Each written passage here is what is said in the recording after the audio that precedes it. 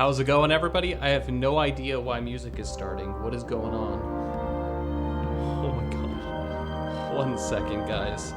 Because we like music. That's why. Everything goes wrong instantly. Horse jam in the chat. It's like looping now. Oh no, oh no. Oh no. Technical difficulties, it's fine. My stream deck is freaking the heck out. Sorry, guys, I'm so sorry. But if we're lucky, by the way, Thandrul will forget that the whole thing happened. We'll be fine. Hopefully Nah, Theodric's just another man. he views all men as animals anyways, so it's all good. It doesn't matter who you are. Even King Bard, I'm sure, a little bit. You two will get along well then. Nah. Valineth just pulls people's leg. He does it jokingly now. He understands. It's okay. if push comes to shove, he's gonna see the WWE moves that Theodric knows at work. What's Theodric's WWE name?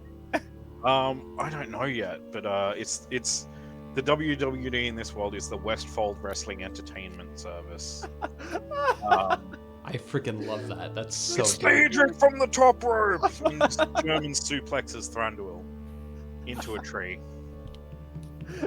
He's too beautiful to do WWE. Thus the reign of King Legolas begins.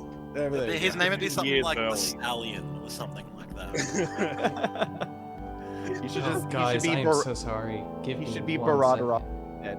Just Is this all playing out on the stream? I haven't. Yeah, this is all playing out on stream. Absolutely, Yeah. 100%. Oh yeah, dear. it's great. It's okay.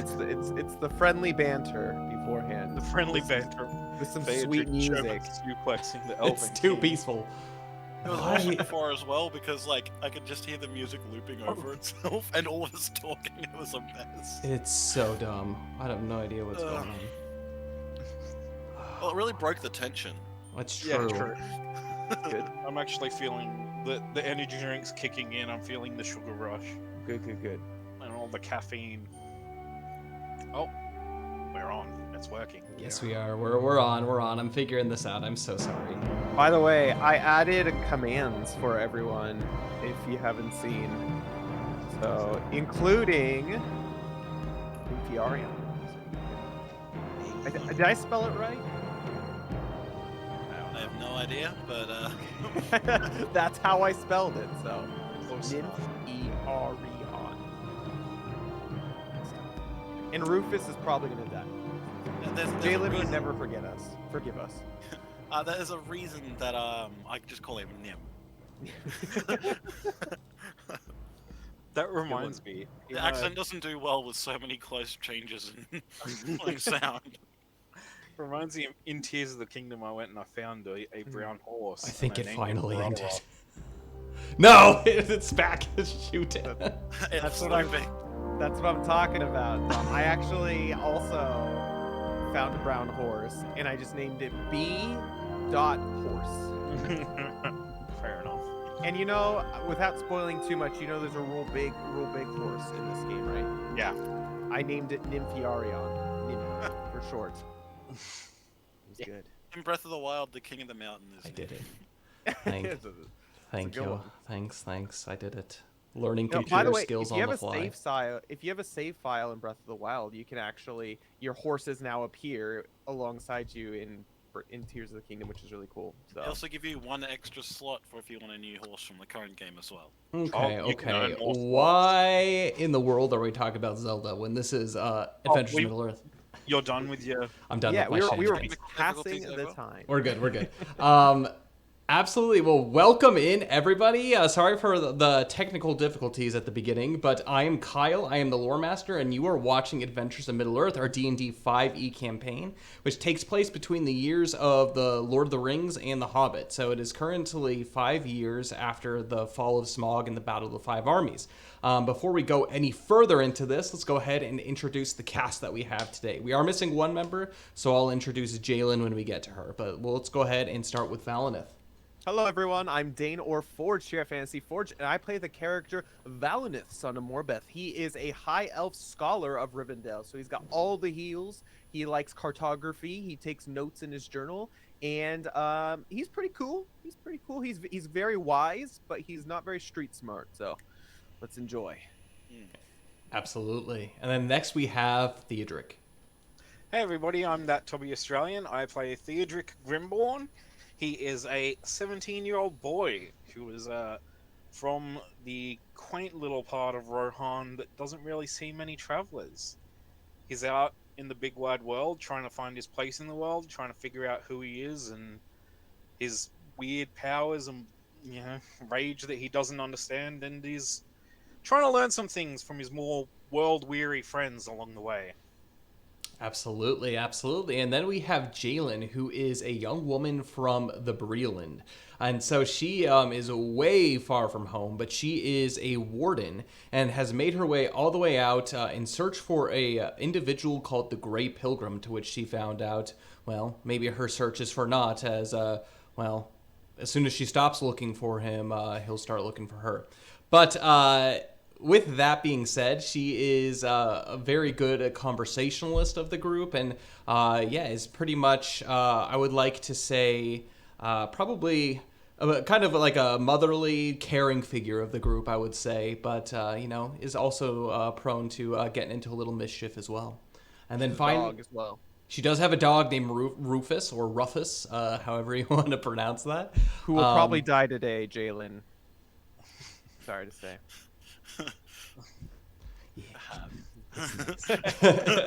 We'll get to it when we get to it. Uncomfortable laughter. Look, The if I'm nervous gonna dig laughter. a 2-foot deep hole to put him in, look, we'll just keep that between ourselves. And finally, we have Feanor.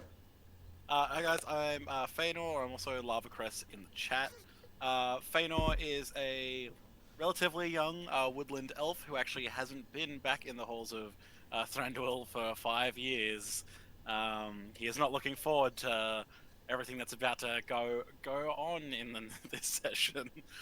He hopes that we can leave quickly. But other than that, he's more or less just along for the ride with the party because he doesn't have anything else better to do. And he kind of likes these people, so he's probably going to hang around with them. We all like you too. Yeah, don't lie to me. And I am Kyle. I am the lore master, the one who is playing with and against this party, deciding fate and rolling some dice with everybody else, but also narrating this story in Middle-earth. I guess let's just go ahead and jump into, without further ado, a little bit of a recap before we start this session. I don't like that. That's the first time you've ever said you're against us, and that's scary. For and against. That's concerning. He's You've not never just said telling that a before. story. You've never claimed that before, even when you've almost killed us. So. You did this. You said kill Rufus, and now he's got it on his mind. You guys are in Mirkwood. A shadow lays heavy on. I'll tell you. No, Feanor and Valneth are great. We're enjoying the Mirkwood. Well, Just like strolling through. Theodric in the back, like, Telling horrendous puns the whole time, and it's good. It's good. I will push you into a flesh-eating plant. delicious. Oh boy. Oh. But without further ado, let's go ahead and jump into the recap. So last session met the company of adventurers in the city of Esgaroth, where they had just decided what the fates were. Well, the village had decided the fates were of Kelmund, Jonar, and Finnar. Kelmund was sent off to the Wastes, which actually Valneth pulled aside and was able to have a few words with before he did depart, taken up there by not only guards from Esgaroth, but also guards from Dale as well. And then there was Jonar and Finnar who were sentenced to death. A number of things happened from just, seeing how the city was going, making sure the task that was going to be done basically was done. But also a little bit of some breaking of will and, some brutal execution from Theodric as well. With that... Yeah, it was crazy, but his blood rage, his bloodlust kind of took over, and in order to seek that justice, he's the one, by his own hand, he pulled the gallows cords, and both Jonar and Kelmund not Jonar and Finnar, they both hung by their necks to the death. And before Theodric could do anything more, Feanor did run in, intervened, and stopped just long enough for Theodric to be able to take control of kind of his rage. And with that, while that was going on, Valineth made his way over to the stables, spent a little bit of time with Baradarok, and Jalen was actually back at the tavern watching everything unfold, but being there with, what was her name? I have the document. I don't know why her name is like so difficult for me to remember, but It's okay, me too. specifically her, for Elena. It's not that weird of a name either. Hanging out with Elena as she saw the two men who were pretty much responsible for taking her husband away before the fall of the dragon and killing him. She was there to comfort Elena. And with that, many people rejoiced with the execution of these criminals. But there was also a little bit of just general sorrow amongst the city. It's not fun being able to see public executions and hangings, even if it was for justice, as it were. But the group of adventurers found their way back to the tavern. They found their way all the way back to the Trader's Rest, to where they were able to rest up for the night, deciding amongst them that they were going to serve as the caravan bodyguards for Baldur and Belgo, the two individuals that they had saved from Jonar, Finnar, and Kelmund out into the eastern eaves of Mirkwood the night previous. And so they went to bed that night, kind of getting ready for the evening and trying to figure out what's going on with that. They woke up bright and early, made their way over to the docks, to which they discovered a number of people. It was as if nothing had happened the day before. It was a bustle in port, just as, busy as ever. And they did actually end up meeting with Baldur and Belgo and buying the supplies they need for their journey. Valineth spent the night mapping out the journey with a little bit of help of Feanor.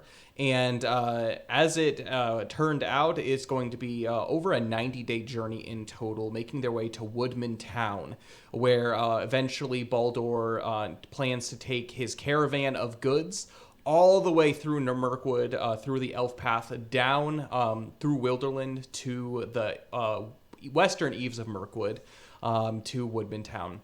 And they will be escorted by this party of adventurers. And so they made their way off across the lake, kind of at a slow pace. As they kind of got to speak a little bit with Baldur, Belgo, a little bit of chit-chat as they made their way well into the breaking of the night up north, to where they met a host of elves. And these elves were led by a elf named Eldor, who seemed to be very good friends with Baldur and Belgo as well, as they helping some of the restless animals onto these. They were like little rafts, barges, giant barges. There were 3 of them, and the party split amongst the 3 of them, and they made their 3-day journey all the way up to the halls of Thranduil, to which they ducked under the eaves of Mirkwood and down through basically these canyons, and eventually underneath what looked to be an underground kind of river passage into the cellars where most of the trade is done, as Baldur does have basically trading that he is going to be doing as well with the elves here in Thranduil's halls. And so that's where we're going to go ahead and drop you off. And so you essentially have made your way, the group of you, into Thranduil's halls, and it is magnificent. Actually, Valineth, you have been to Thranduil's halls before, actually relatively recently, but this is not a part of Thranduil's halls that you had seen. Pretty much you had made your way in and out of the front gate before, but now you are inside in basically the underground tunnels with this beautiful kind of waterway that slowly, almost snake-like, winds underneath the mountains of Mirkwood. Not mountains of Mirkwood, but kind of these mountainy hills within Mirkwood. And it's beautiful. You can see that there is kind of glistening all over the place from what look to be natural minerals. It's almost for what you've read, almost dwarf-like, but instead of halls of gold, they are halls of pure silver, almost as if starlight is guiding you through this underground cavern system. Just for context, is it similar to Rivendell in a sense, or is it a No, different kind of? so Rivendell is a kind of a gold splendor, and so when every time that you are in Imladris, there's always this kind of like a beautiful golden rays of sunlight that bounce off of the golden arches and architecture there. This is almost kind of a more distant, more kind of faint beauty. It's not quite as elegant, and it's elegant, but it's not quite as in your face pomp and circumstance as Rivendell is. Okay. And so it's beauty, but you can tell that it's like a sad beauty. Is it something that Valinith can appreciate by being 100%. an elf? Okay. 100%. Yeah, absolutely. And this is actually something too that the elves in Lothlorien, which you are familiar with, in the Golden Wood down south, also they kind of have like that mixture between Imladris and the Thranduil's halls, where they really gaze up to the night sky and appreciate that, but they also have the melon trees that are there. So with these golden leaves, and so it's a very gorgeous sight to see. Feanor, these are very familiar to you. You've spent a good amount of your youth here, and during this whole trip, the elves, a couple of them have tried to approach you, but not much more than chit-chat. You do recognize a few of them, and you did catch up to a certain degree with kind of like what's been going on lately. I guess it's up to you how much information you want to reveal about yourself on your journeys. If you wanted to do that, this would have been your time to the 3-day journey to tell them. And if not, you can go ahead and keep that to yourself. How did you want to do that? Fainal's he'd probably start off a little bit like, oh yeah, just like small chat, small talk. But probably over the journey of it, he'd give like the basic rundown of that he's been like in and around the Mirkwood. And like near Lake Town, and probably give like a brief rundown of like, oh, I spent some time in Dale. That's actually where I met these guys, but like nothing more than that. Like it feels like it would almost be like, oh yeah, brief rundown, but not giving too many details about the specifics of what he's been up to. And as you've been doing this, they've seemed interested, but they definitely have kind of like this held backness, not further pressing you on questions, almost as if they want you to organically tell these things. And they sit, and as you kind of have discussed, you actually saw Belgo. He kind of like scooches over like a little bit in order to try to hear, and he's doing everything that he can. Like you're on these 3 barges, and it's taking up the bigger chunk of basically the width of the river. However, you have gotten to the point where you are now 3 kind of in a row as you're making your way through these caves, but they have been close enough where outside of the animals, you've been able to kind of make your way back and forth between the barges, taking turns rowing. And you can tell that Belgo has been trying to listen and trying to get to know each and every one of you as you've made your way these 3 days up through the halls, asking you all about your cultures, and very, very fascinated. But you can see that he's always continuously drawn to the animals. And so whenever he approaches someone, most likely he's approaching someone that has an animal next to them. So Feanor would have told these other elves about Nympharion as well. Oh, absolutely. That would have been something he would have like mentioned, because like they've probably heard of an elf. They might not have like gotten exact news of exactly who it was, but it's like, yeah, no, I've actually got one of the like stags. They stare at you in a little bit of disbelief, but they did hear stories of an elf riding a white stag from the gathering of the 5 armies, and so they are just like, wow, it's actually you. And like it's something that maybe some of them have known you your whole life, but these aren't elves that are particularly close to you, I would say. Yeah. And so they're very curious and just kind of listening.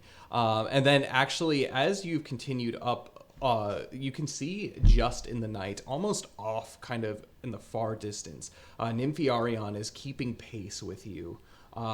Almost from a distance, like kind of like checking in and checking out the forest that's around, but never popping into clear sight of anybody that's present. So Yeah, it's interesting. But you've made your way into the halls. You do not see, or these like inner under tunnels. You do not see Nymphiarion anymore. But yeah, you continuously tread through. What is your response, Theodric, as you dip beneath kind of these mounds into these almost kind of cellars in a way? Well, Theodric is kind of taken aback because, Rohan is a very kind of drab, kind of more practical place. Like everything has a purpose. Like they're not really much into fancy architecture, and even Dale and Asgaroth, while, far more exciting than Rohan, they're still not exactly as fancy as the Elven realms are. Well, So his the amazing thing, Theodric, as you do look and you notice that there's this gorgeous, perfectly, almost like chiseled architecture that you're making your way, it also looks very natural too. Almost like it's, it should have belonged here all along, but like there's something that's special. There's almost something magical about these caves as you swim through them. It's interesting. It's very odd, but yeah, very different from Esgaroth or Dale for sure. He's absolutely kind of astounded by it, and I guess he just turns to Feanor and it's like, Feanor, is all of the Mirkwood realm like this? Like, this is incredible. You've been in the Mirkwood, Theodric. I've seen trees. I've seen lots of trees. I can see trees back home in Rohan. This is different. This is special. How often are people swallowed up by the trees, never to be seen again in Rohan? Well, generally you take an axe with you in Rohan. Like, it's different. It's different. You'd just make the woods angry if you did that here. How can trees get angry? No, I'm obviously joking. No, the halls of Thranduil are beautiful, but the Mirkwood is as wild as it is beautiful. Don't let one spot of serenity lull your wariness of this place. And he's actually, I'm just like, you can Feanor's actually getting the closer and closer they get, the more and more irritable he seems to be getting, and the more and more he's retracting away from people, and he just kind of hands you the wineskin that he's been drinking from, and then kind of recedes back into his hood and just sits on the barge again. Cedric's just gonna have a little sip and then hand it back. He's a little bit leery of wine these days. Doesn't want any more mishaps. A shot, Absolutely. perhaps. Just a little bit. And with that, actually, the elves have brought their own kind of small keg that they've been kind of sharing, kind of like wine keg. That they've been sharing with everybody a little bit. And Belgo actually keeps going over to his father. Duh! You said one day that we'd be able, next time we returned, you said I'd be able to try some of this. And Baldur says, oh, no, maybe the next time when you're older. And he just kind of looks at each of you, kind of like... It's strong stuff, Belgo. Oh yes, take it from me, Belgo. This elvish wine has a lot more kick than anything we humans can come up with. Oh, come on, it's not fair. Any other time, Feanor probably would have snuck him some, but he's just at this point he's kind of he's very recluse to himself, very quiet for him. And during this, too, Jalen's been doing a good amount of talking and entertaining Belgo as well. She's been teaching him basically songs from the Breland.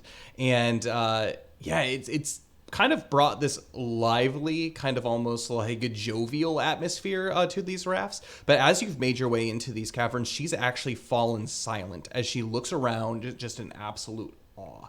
I'm going to have each of you make perception checks for me. I'm good at that. It's one of the things that Valnith is good at. Let's see if that. Not one. Yo, I starting got off strong. I actually got a good roll. So My man's just sitting there oh my god. Oh my. Just looking down into that's the a natural 20. Jesus. So it's begun. We're evening each other out, right? It's fine. Yeah. Theodric, what was yours again? 18. 18, wow. Yeah, both Valineth and Theodric are taking this completely in.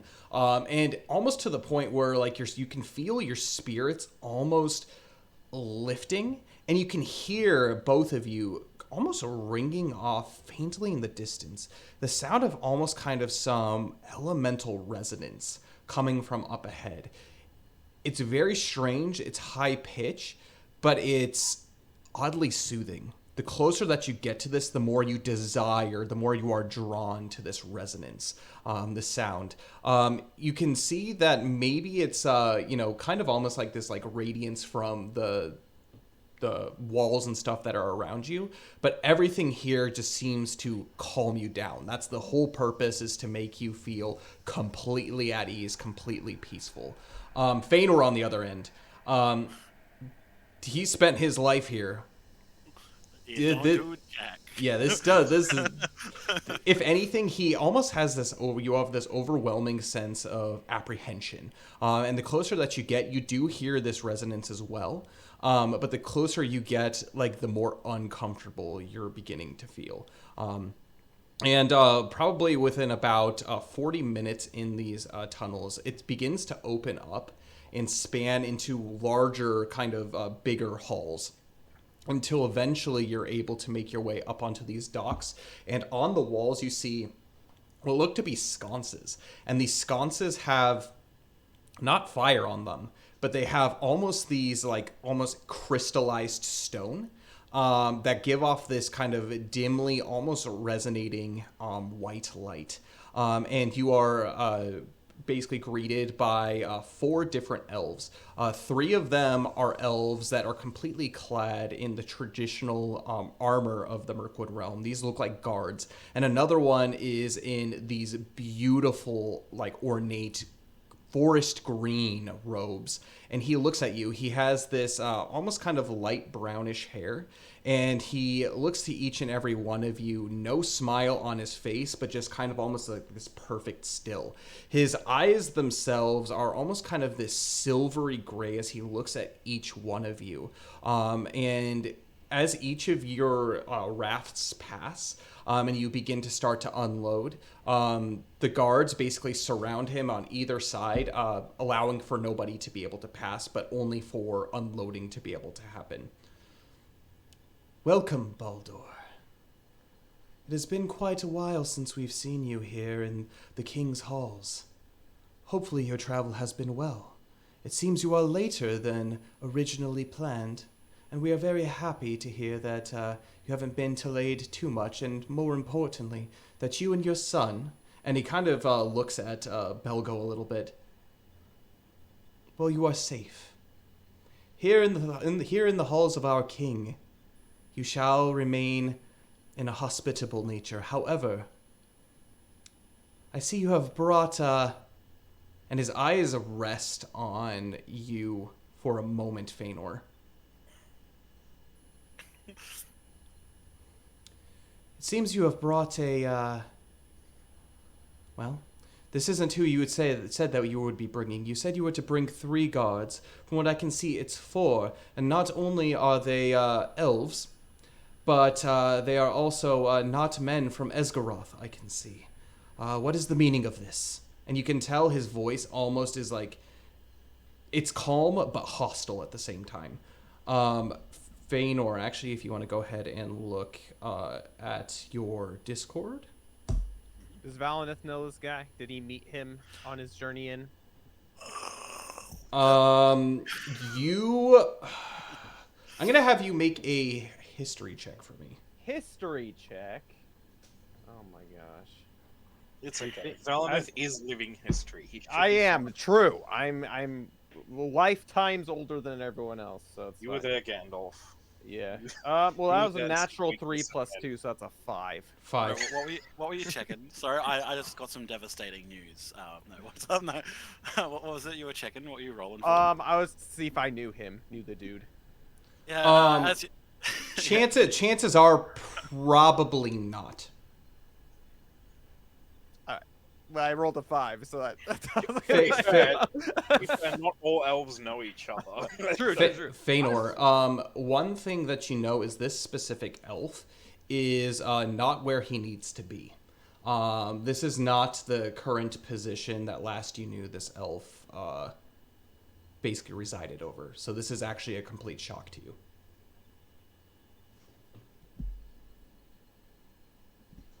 And he just sits there. Yeah. Tell me, what gods brings the that- lot of you here to Thranduil's halls? Obviously, you've served as a god, but how can I know that I can trust you? In his eyes actually move away from Feanor and Valoneth and stare directly at Theodric and Jalen. Okay. So Theodric was kind of hoping Baldur would speak and explain everything, but He can. Feanor kind of like walks up and he puts like a hand like on Theodric's like shoulder. He's like, just support me. Oh Lord. okay. We the guards that were meant to come with them were actually criminals, Father. Whoa! They were criminals, and these men employed our aid, especially as elf of the woods. They knew that I was able to offer my services to lead them along the path, along the elf path. Baldur, is this what my son says is true? I thought you had, you had more wit about you than to hire criminals. And Baldur just kind of sits there and he's kind of like, huh. And he heard like father too, and it's just kind of like, he shrugs to you. No, Theodric would like to interject. Yeah. Yeah, go. If it please you, Sir Elf, these criminals were very good and have been doing this for a long time. They assumed the identities of Sir Baldur's guards. And you are now the new identities of Baldur's guards. Tell me, how did you meet such a distinguished trader such as this on your adventures? And how did you all meet each other? I have so many questions. Well, if it please you, we all met at the celebration of the Battle of Five Armies in Dale. And from there, we were pursuing these men who murdered Mr. Baldur's guards.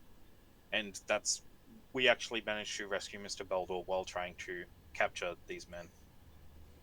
Well, I do say, my son, your reputation does precede you. Always out gallivanting after, the next adventure. Now that you are here, now that you are home, perhaps you can explain where you have been these past 5 years. And he kind of narrows his brow, and looks at you, almost completely ignoring the fact that Baldur is there to do business, looking directly at you. This is actually the beginning of a mechanic called an audience. And so, Feanor, because this is your father, you are going to be the one making checks. You can all speak during this, and this is it's essentially like a rolled role play, which what ends up happening is there is an initial kind of introduction audience check where you basically take on the spokesperson for the group takes on introducing the party, introducing everybody, but additionally what their purpose is and why they are there. And then afterwards, after you do all of that, you have a conversation. And based off of the things that you say, based off of the things that you bring up, you get modifiers to a final audience roll. So a final audience check roll. So the more that you talk, the more chances you are maybe you bring up something that will give you negative modifiers. Or if you know the culture, and you can ask hey, do I know something about that? And you can ask and I can have you roll a check if that's the case. But the more good things that you mention that you know would be maybe in their good graces, then that would be be helpful as well. But Okay, I'm going so to... we don't bring up my gaff at the feast ever. No, I was Feanor was terrified that you're gonna be like, yeah, we were at the feast, and I'm gonna be like, no, that narrows it down too much. And we're Valneth not actually, talking about after hearing Father, his elf ears perk up, and he's like, "Father, Feanor, Oh, why? What an esteemed elf you have as a father. Good to meet you, sir. And Valneth introduced himself. I'm Valneth. I am from Eladrius. Ladris. I'm Ladra, whatever. It's fine. Whatever. It It's he his knows. accent. It's his It's my accent. accent. Sure. Yeah, it's fine. And he I am he. My name is Valineth, and I met your son on the road. My goodness, if you're anything like your son, we are in good company. My good elf, and gives him a very courteous. It seems in the pleasure is all mine. It seems in all of the confusion I have forgot to introduce myself to you and your companions, Baldur. Of course, I know you. I've done business with you. What was it? 2 years ago. It's been a long time, my friend. But my name is Lindar, and I used to serve as I used to serve in the king's basically as one of the king's high counselors. But since the dismissal of Galleon, something about dwarves sneaking in, and, well, we needed a part-time filler in for somebody to come down and make sure the people coming in and out of the cellars and doing trade here in Thranduil's halls are on the up and up. And so the king sent me down here, and little did I know, years later I would be seeing my own son return on the very same barges that I see every day in and out of these halls. As far as Feanor knows, like, do people in the Mirkwood know, like, the thing that I haven't divulged? Oh, no, Like, actually. No? Okay, so his father wouldn't know. Your father wouldn't know. From the last that you heard, you left 5 years ago and you haven't returned. Yeah, okay. And you look completely different. Yeah, I went and cut my hair, and I've Yes. got, like, cut my hair and I'm wearing completely different clothes. It's amazing to recognize, you know. Yes. Well, yes. Father, I wouldn't mind explaining where I have been and what I have been doing, but I believe that we're both in a position where we're conducting business. So when business has passed, I would love to catch up. My greatest concern, Feanor, is not the business dealings, as Baldur is a good friend of mine, and, well, we've done much business in the past between the people of Esgaroth and here in the Woodland Realm. What my greatest concern is that the people that you've brought with here are not going to make any ruckus in Thranduil's halls. It is not regular that Thranduil opens his home up to strangers, particular strangers from distant lands that we know nothing of. Well, we would be very willing to hand over all of our weapons. I know the strength of this place. I know that, two humans, 2 elves, they wouldn't stand against the might of this place, especially unarmed. And Even what if say you even and if your that's all we're companions? planning. Would you agree to such terms? Feanor's like kind of nodding at you guys, like, Yeah. no. Yeah. He's Valid. looking at Theodric like, Val- Like, yes, of course. Valnith looks at his vambrace and he's just like, "Oh, it's been a while, buddy, but you know what? You are in good hands." And he takes it off and he hands it over. That's armor. That's not a weapon. It's fine. It's fine. Okay. He gives him AC. It's kind of like battle ready. And as you begin to kind of remove your weapons and everything, are any of you planning on keeping any weapons on your person?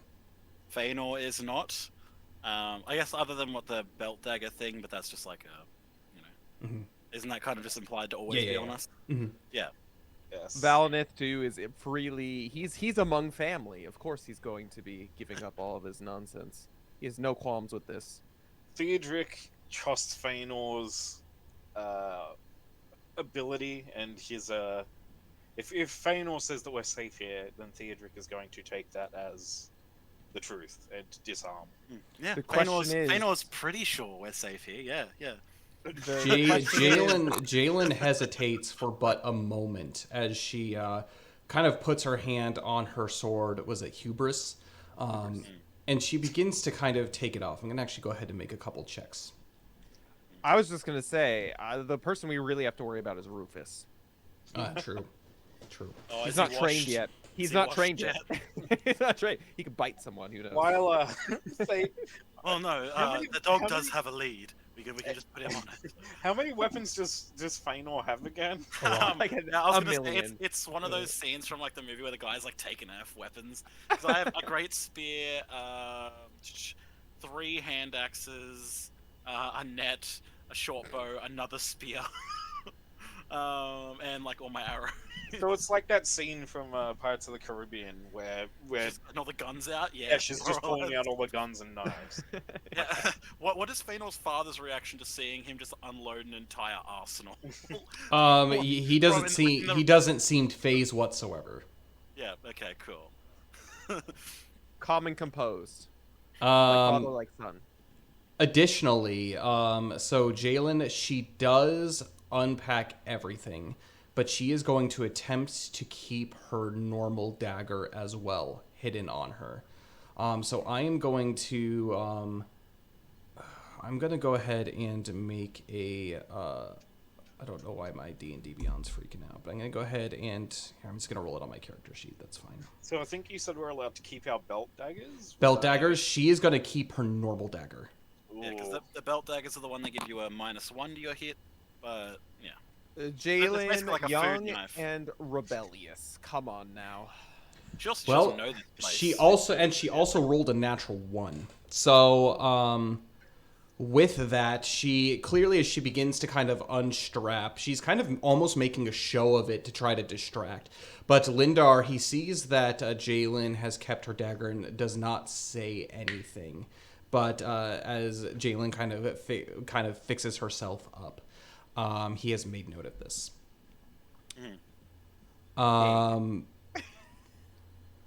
Well, now that I have all of your weapons, they will be returned to you upon departure. My son, if you would introduce the company that you have brought with you. I do believe now that I would normally turn to you, Baldur, for something such as this, but as you are my son, and it has been 5 years after all, you have some explaining to do.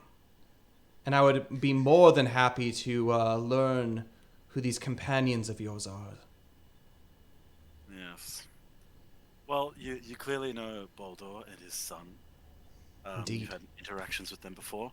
This is my my elven my Rivendell friend Valnith. He's quite the healer and archer. He actually won one of the one of the tournaments up at the the Festival of the Five Armies, proving his skill better than even the Knights of Dale. Impressive. Impressive Yes. indeed, Valineth. His You healing use arts- You use a longbow. And as you hand over your longbow. I think it's a short bow. Oh, that I short bow? have. Short Yeah. bow, okay. Yeah. So I see that you use the bow of our people. And if rumor has it, you beat my own son in this competition. Well, sometimes luck of the draw has it. He was quite fine competition, I do have to say. But you know, every elf becomes a victor at some point, and I do have quite a few years on him, so a little bit more experience as well, I'd like to think. Indeed. As you can see, Father, he's quite the gentleman, and he is quite the healer as well. He's been able to perform quite some feats and served under his mother and Elrond, I believe, wasn't it, Valinith? Yes, that is correct. I myself haven't served under Elrond myself. However, Lord Elrond, my mother serves directly under him, and I've learned everything from my mother. So, by no means am I an expert. I am still a young rookie on this journey. However, I wish to learn many a thing in the time being. Well, we are very happy to have you in Thranduil's halls. And for the time being, if you do have medical skills that you say, lately we have been experiencing some problems. Why didn't you say so earlier? I'm right on it, my good sir. For now, my question is, Feanor, who are these two? Well, this is he's going to introduce Jalen first.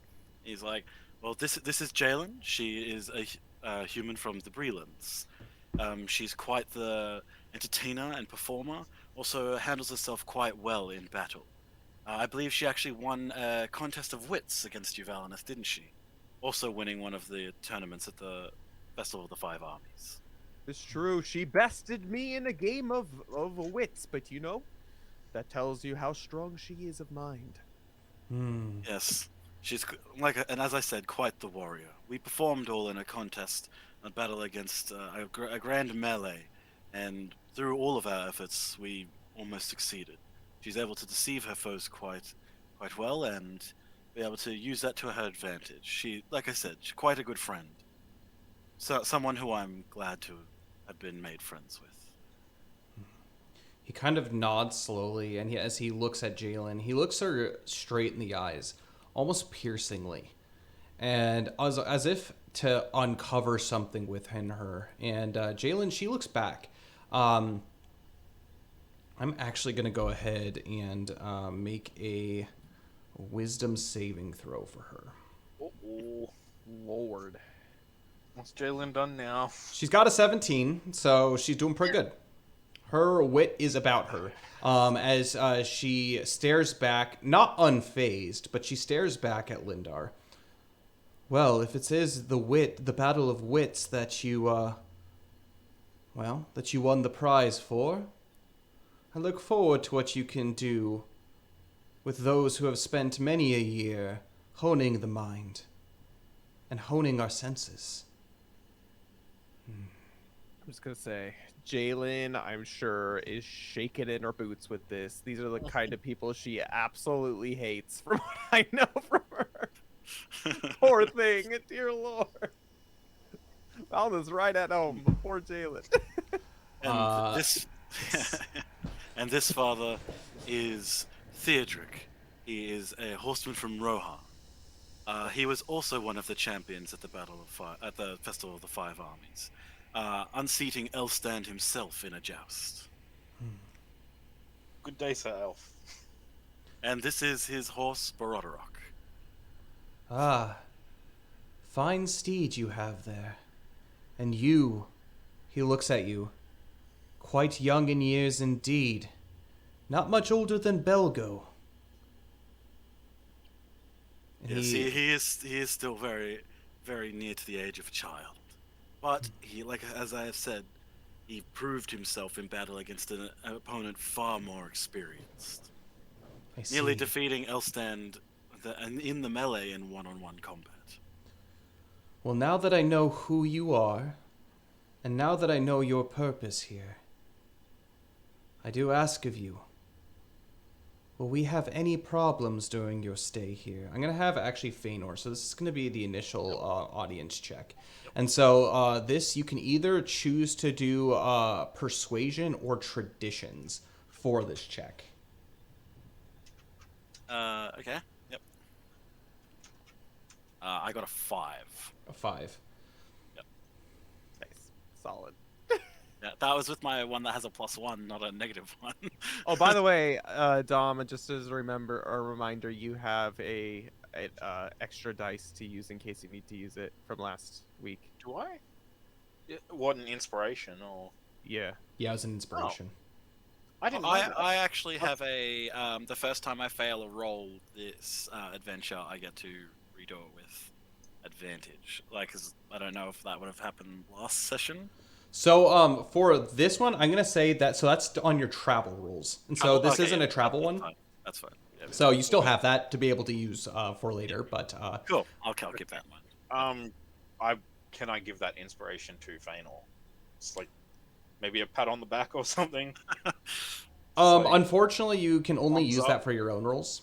Okay. For those inspirations that you personally have. But yeah, Feanor, as you do this, you're explaining, but you're a little bit shaky, and with the canter of Lindar's voice, And the way that he speaks, you can tell that you have been away for quite a long time in the world of men, in the world of dwarves, where the conversation's much quicker, the conversation's much faster, and he's more long-spoken, and he's more contemplative. So the things that you've been saying as you've been introducing yourself, you find yourself actually interrupting him, and you find yourself kind of cutting him short, and you can see that this has begun to irritate him a little bit. As you've introduced yourselves. Uh-oh. Baldur, Oh, Lord. the tasks that you have been appointed for, making your way through the Mirkwood, are you sure that these individuals will be able to keep you safe? And Baldur, he shakes his head furiously, actually, like very, like staunchly.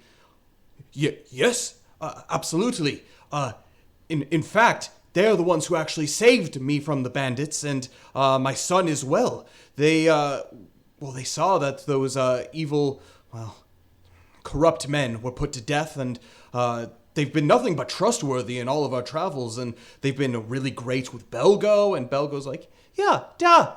They're my favorite companions we've ever had, actually. And Lindar, he just stares at the two of them, and immediately back to Feanor. I would like a word with you in private later, but for now, what news have you of the outside world? And he's offering this to all of you. He's offering this to all of you. Okay. What have we been up to? I mean, I don't think that's the exact question. It's more like, hey, what's happening outside? Well, Can Go I ahead. can I Go ahead. make a like history check?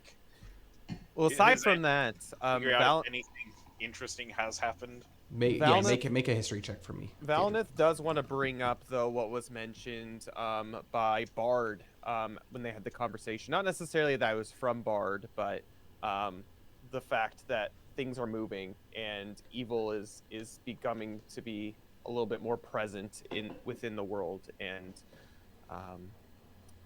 it's up to the deeds of people to stop that evil from happening. Vaino actually did talk to King Bard about that. Mm-hmm. Yeah. Do you want to Bard- mention that you spoke with King Yes. Bard? Okay. Oh, Yes, I will. Yeah.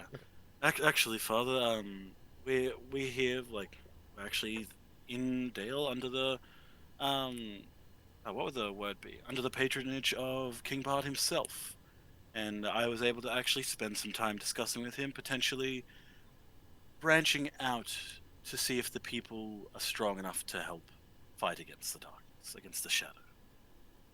Things are beginning to go into motion, and we're trying to avoid what happened 5 years ago from coming. What kind of things are in motion? From what we've known, our king has kept our borders safe. Yes, there are the stray spider here and there. Goblins, of course, are ever present. But they're not a problem for the rangers of Mirkwood. Tell me. It's not only Mirkwood that needs to be protected. Tell me, Feanor. While you were gone for the past 5 years, you have met many from afar. Clearly, all the way up to King Bard himself. Yet none of this news has reached the ears of our Lord, which makes me question your loyalties.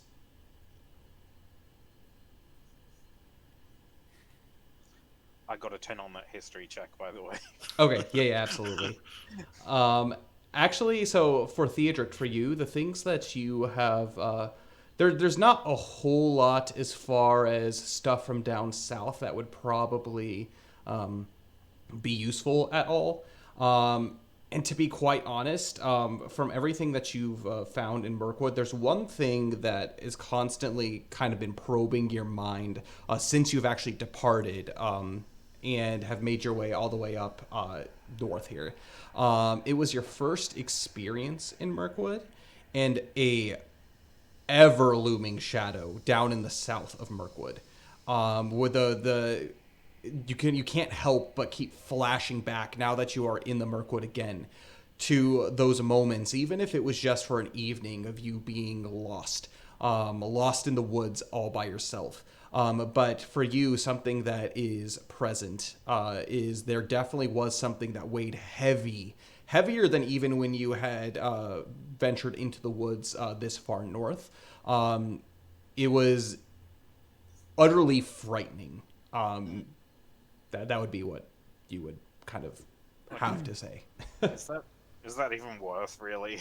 It's totally up to you. Okay. Yeah. Feanor will say, because what was it that his father said? Like why didn't any of it reach back to the king? Yeah, and it makes him question his loyalties. Well, I truly believe that men and dwarves needed more aid than the horse of Thranduil. And I was warned not to return. Warned? Warned Yes. not to return by whom, may I ask? By Galleon. That fool.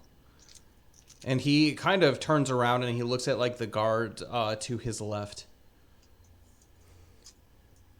Galleon has been gone for almost as long as you have.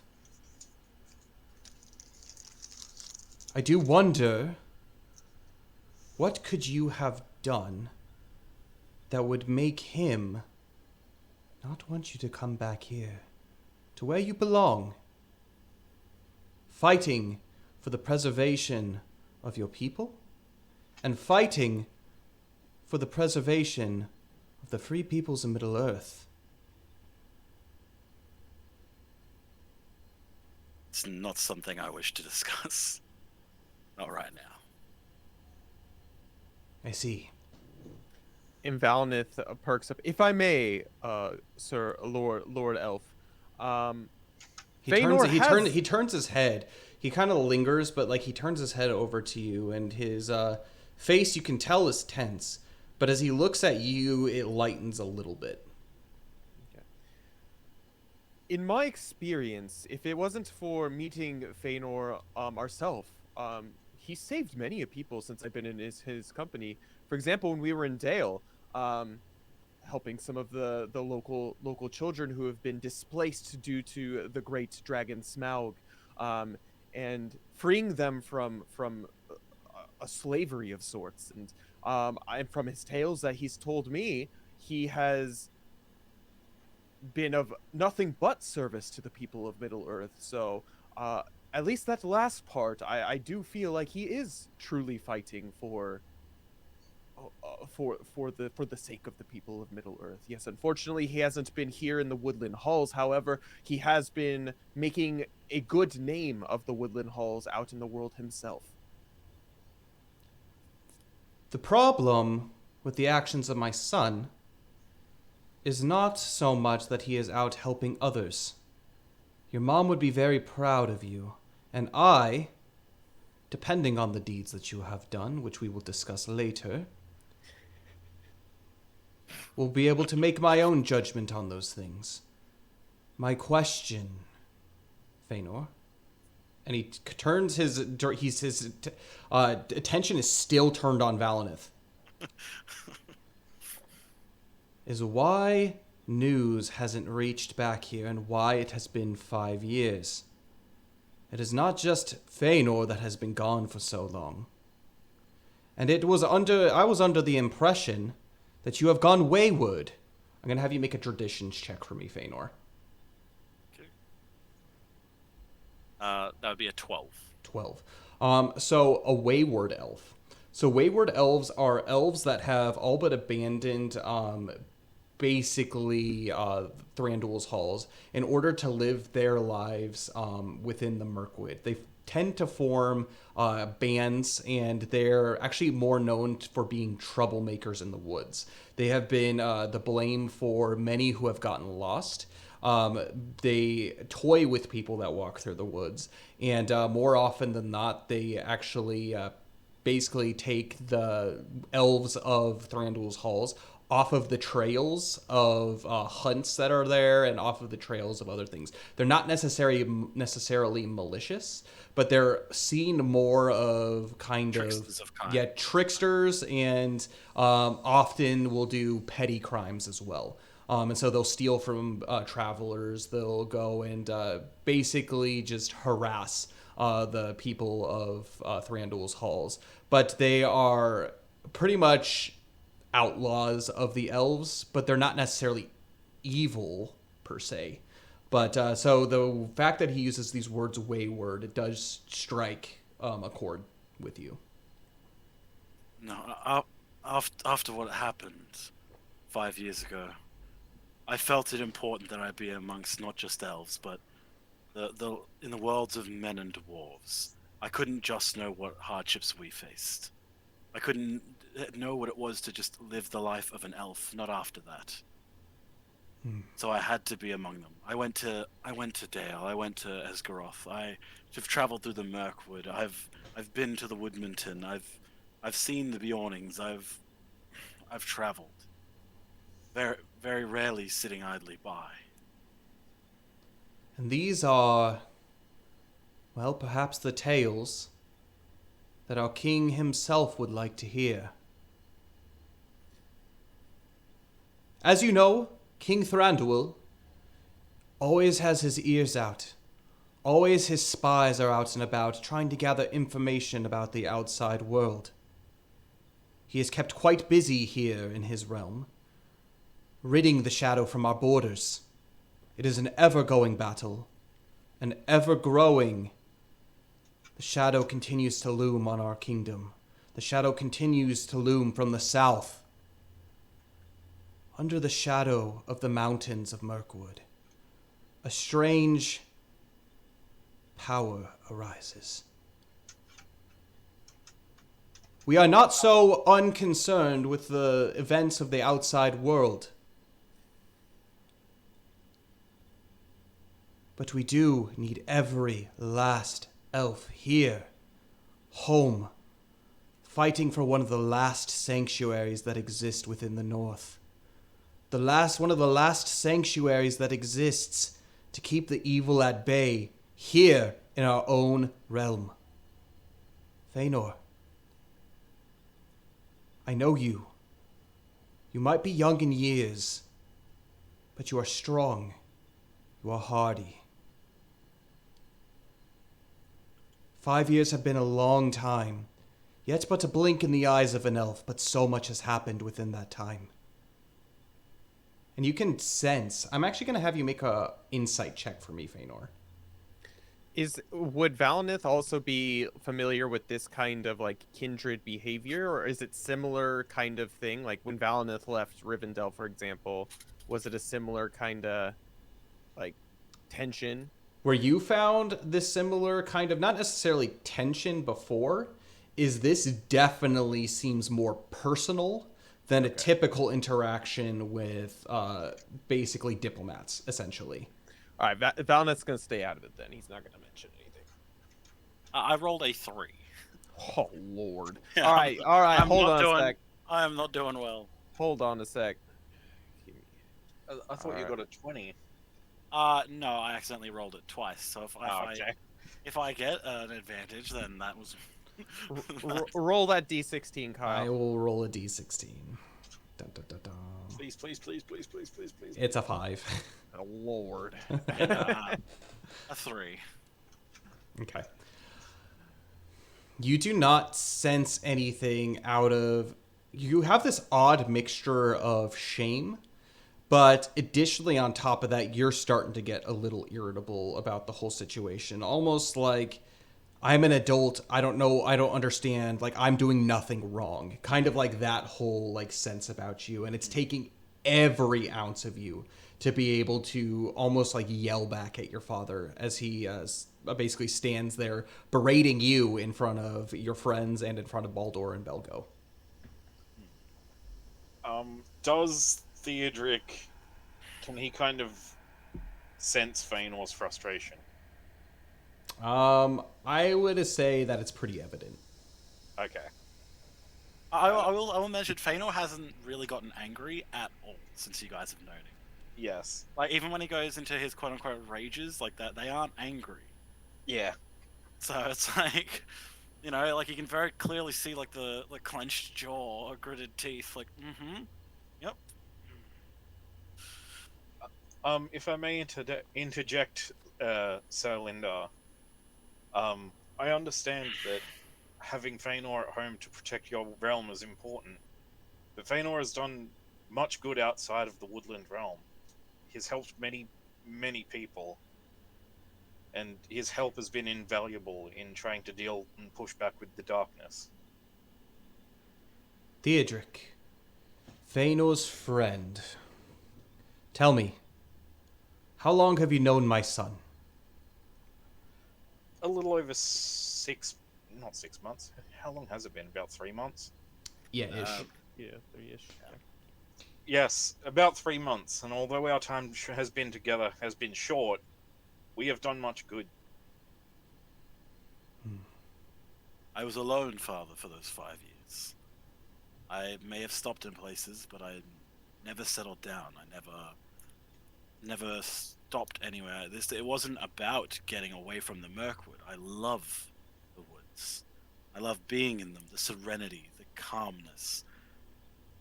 But I can't stand half the people that I've helped over these 5 years have been attacked in our woods. They aren't safe for everyone. Not everyone knows the trails. Not everyone has the path to walk along. They don't deserve to die because of it. These people, these are the first friends that I have been able to make. The first people that have been willing to join me. I'm fighting back against the shadow, this looming darkness. I won't sit idly by, even if it means I must leave the Mirkwood forever.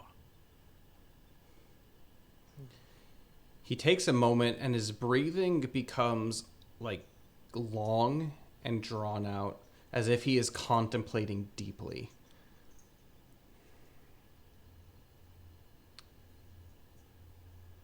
You talk about darkness. I have given you ample example of the reasons you should stay here in Mirkwood. And you, your companions, other than routing a couple of bandits, which we are grateful for, as, again, Baldur is a good friend. Tell me, Feanor, 5 years is not so long. I've seen many, many of our kin fall to the shadows of the Mirkwood. I believe you have also witnessed the same. The question still remains. Why has it been so long? As you say, father, 5 years isn't that long. Not in the time of elves. Who knows, perhaps one day I would have come back to Thranduil's halls, perhaps under better terms than just traveling with some merchant. No offense.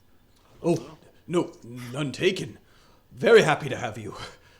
But this whole time, like, Baldur's just like, he's like visibly sweating, like as he's like watching this exchange without cutting in at all. He regrets. Yes. Has Feanor ever really met King Thranduil, like in the halls and stuff? You have, because he was the counselor or one of the counselors to the king. You have met him in spurts, but you get the feeling when you had met him previously before, King Thranduil almost looked at you as if he didn't recognize you at all, as if you were new to him. Yeah, because Feanor's dad doesn't know that.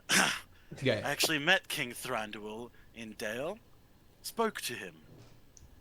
So I'm surprised that he hasn't spoken to you, Father, if you've been so worried about where I am. Now, if we can please get this business along the way, we can discuss some more later. I can have a more in-depth discussion with you about why I have not returned. I had no reason to believe I'd be welcome back. It's true. Galleon vanished him. Yes, Feanor. We shall talk separately about such matters. And pardon me, the rest of you, for our petty family squabbles. It is not fair to subject each and every one of you to any kind of, well, let's just say lack of hospitality. If you are a friend to Baldor's, we see no reason why we can't trust you. Feanor, you're going to go ahead and make one final check for me, unless anyone wants to add anything before. Valneth does one. And he's like, no offense at all, my lord. However, I in my days have had many a spat with my father as well. Family will always have their issues and all will always have their quabbles, but it is no offense taken on us. I'm just happy to have him in our party. I wouldn't have been able to met you, good sir, if I hadn't met Feanor. Don't worry, I'm not embarrassed. I don't mind fighting in public. You know, really airs it out. Theodric's just super uncomfortable right now, and is like, I must say this part of the Mirkwood feels much more welcoming and much less terrifying than the southern reaches. Ah, indeed. You're familiar with the woods down south. Kind of. I got lost there a little bit while tracking some game. It was quite oppressive and, terrifying, but I found my way out eventually. And that in itself is something impressive and a feat not many can say that they have lived to tell the tale. Each of you. While I have a discussion with my son, privately, you are more than welcome to utilize these here cellars, and they're not like cells like prison cells. They're like cellars as like storage, kind of. Utilize these cellars. I do believe, Baldur, how long do you plan on staying before you depart? And Baldur, he kind of fumbles and just, well, perhaps we were going to leave in 2 days' time. I wanted to have a couple of conversations with, Eldor and some of the others that are here that are going to be accompanying us, dropping us off on the elf path to make sure that we get out of your realm safely. And Lindar, he kind of nods. I see. Feanor, you're going to go ahead and either make a traditions check or a persuasion check. It's going to be at +3. However, it's going to also be at disadvantage. Okay, let's hope I do well here. As this is going on, That's not gonna help. I rolled a nat 1 and a 3. Lord, what's wrong with you? So I got a 2 and a 4. Yeah, no, Feanor is not happy.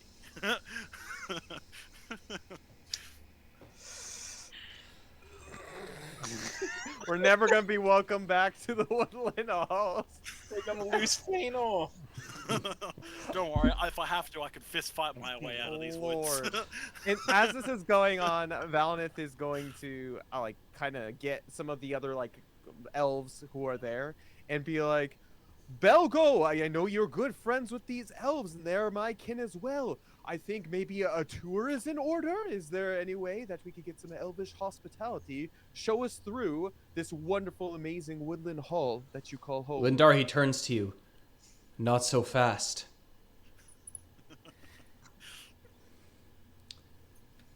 Master Velanith? Yes. Master Feanor. You are kin, and after all, this is your home, Feanor.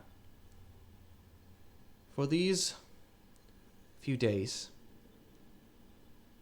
you are free to walk among these halls as if you are of our kin. for your traveling companions. Well, I must say that I've detected... Well, I've detected that they are not exactly as reliable as you might think that they are. And he looks at Jalen especially. The heck, Jalen? Why? The sooner you leave, the better, Baldur. This young man, Theodric, Jalen, we will go ahead and set up rooms for them down here in the cellars. We will provide them food for the couple of days. But unless under special circumstances, and perhaps, well, special permissions, we would not like to see you here again, for the time being. It may be family matters are perhaps clouding my vision. And no offense to either of you, but there are matters that need to be taken care of, and we are in a time of danger. We are in a time of growing shadow. As master of the cellars, for the time being, it is my duty to make sure that King Thranduil's life is protected. Because you came unannounced, and Baldur, it saddens me to say this,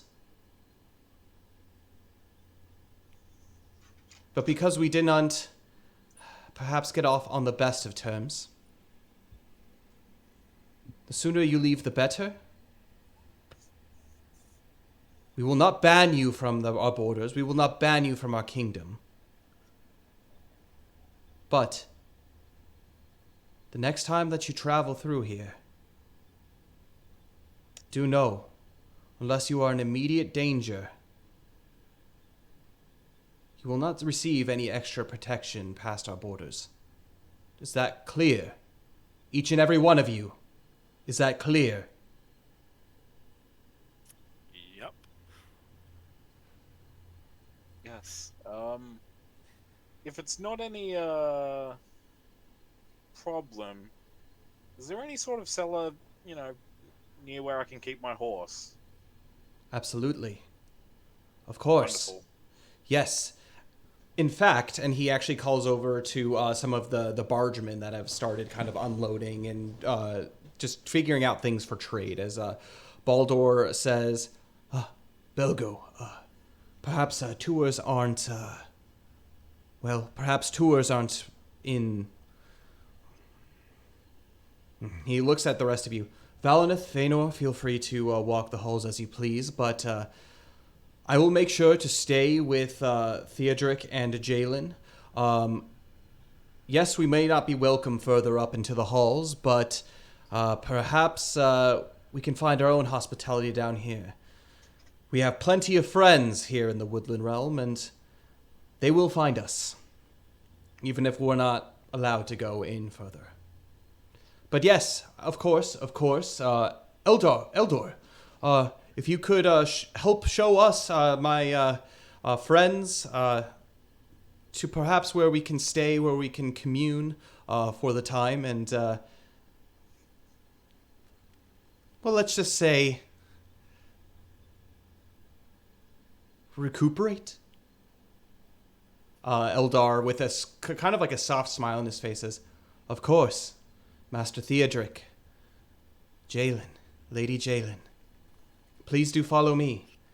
Fëanor, Valineth, you are free to join us if you wish, but feel free to explore and enjoy what the Woodland Realm has to offer. Fëanor's gonna kind of walk up to the group before we all start splitting off, and he goes, "Oh, I think that went better than expected." And Rufus is just like Valineth hot breaths.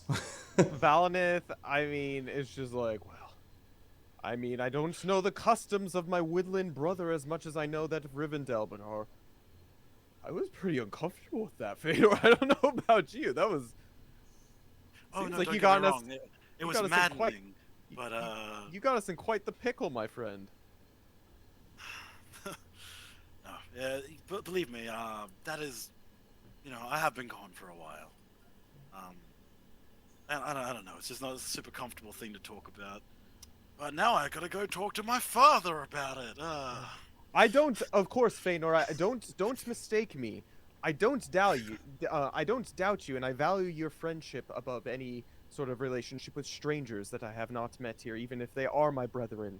So of course I will be by your side. However, I thought we were gonna have the open arms of Elvish hospitality, but maybe in the future. Maybe in the future. Yes, no, let's hope that it all goes well and we can be on our way soon. Have we left the immediate vicinity of Lindar? Yeah, And- you have. And actually, Okay. Lindar has taken Fëanor off to go have conversation. Okay. Yeah. Well, Theodric just kind of turns to Valenus and goes, "To be honest, I'm a little grateful that we're, not going to be exactly getting an audience with King Thranduil, because, elves have long memories, and that could cause some issues." That is true. However, as an elf, I have responsibilities I have to take care of. And Valineth is going to do at the same time go introduce himself to his fellow brethren. However, Theodric, if you don't mind, could you prepare a place for me nearby for me to stay? Yeah. And then sure. actually, Eldor stops you. Oh, but Master Valineth, of course you are welcome up in the higher chambers if you do desire. You have not been banned from what the Woodland Realm has to provide, perhaps. Oh, don't get me wrong, Master Elf.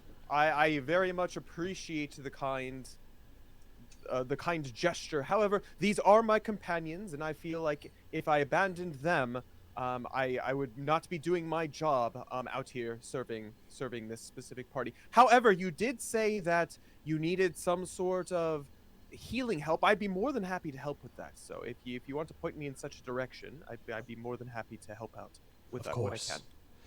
And I will say, if you decide to room down here, it's bound to be a lively bunch. These past 3 days that I have been sailing with your entire company, it has been a joy. I have not smiled so much in years.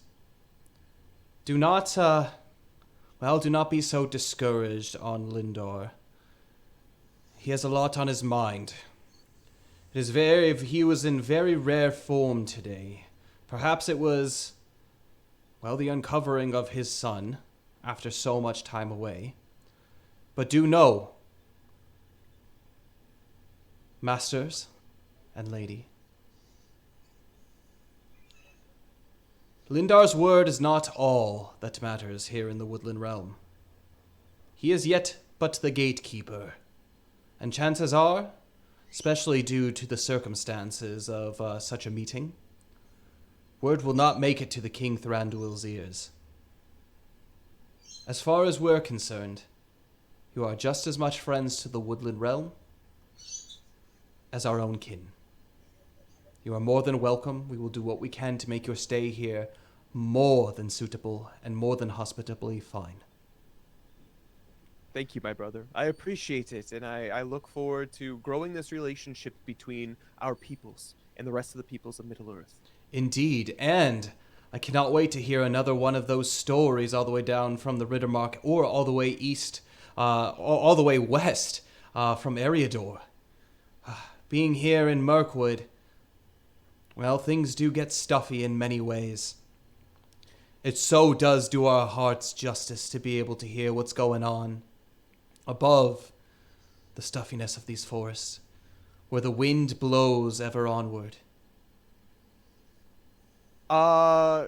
Question, Eldor. Have you ever, I know this might seem like a random question, but have you ever met a hobbit before? Hobbits. I can't say that I have. I All do have know. to I do know of their existence, but mostly west of Mirkwood. Most of my dealings as a bargeman have been between here and Esgaroth. I've made my way east in Middle-earth, but west, I do not find myself venturing too far. Well, I do my best not to make a habit of bringing it up, but He thinks for a moment. He smiles a little bit. but my friend Theodric here, he doesn't seem to believe that they exist. Maybe you could do some convincing. I'm just saying that they are just like I'm just saying that I've only ever heard of them in fairy tales. Like they may well be real. I've never seen one, and generally Fëanor and Jalen tell tall tales. So Whoa! you know, Whoa! Whoa! That's you're not here. slander. You're not right? in this scene. No, I'm not You're not talking this in my scene. character voice. That's slander. Oh, you missed it, Fëanor. We had like a whole 40 minute conversation about hobbits last stream. It's good. It was quality. Finally, some good content. Yeah, right. It's good stuff.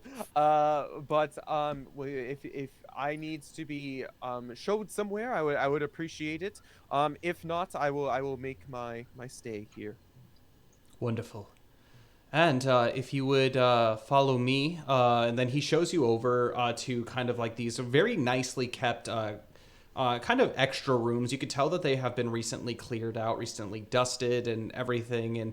And some kind of cots have been set out for guests of the kind.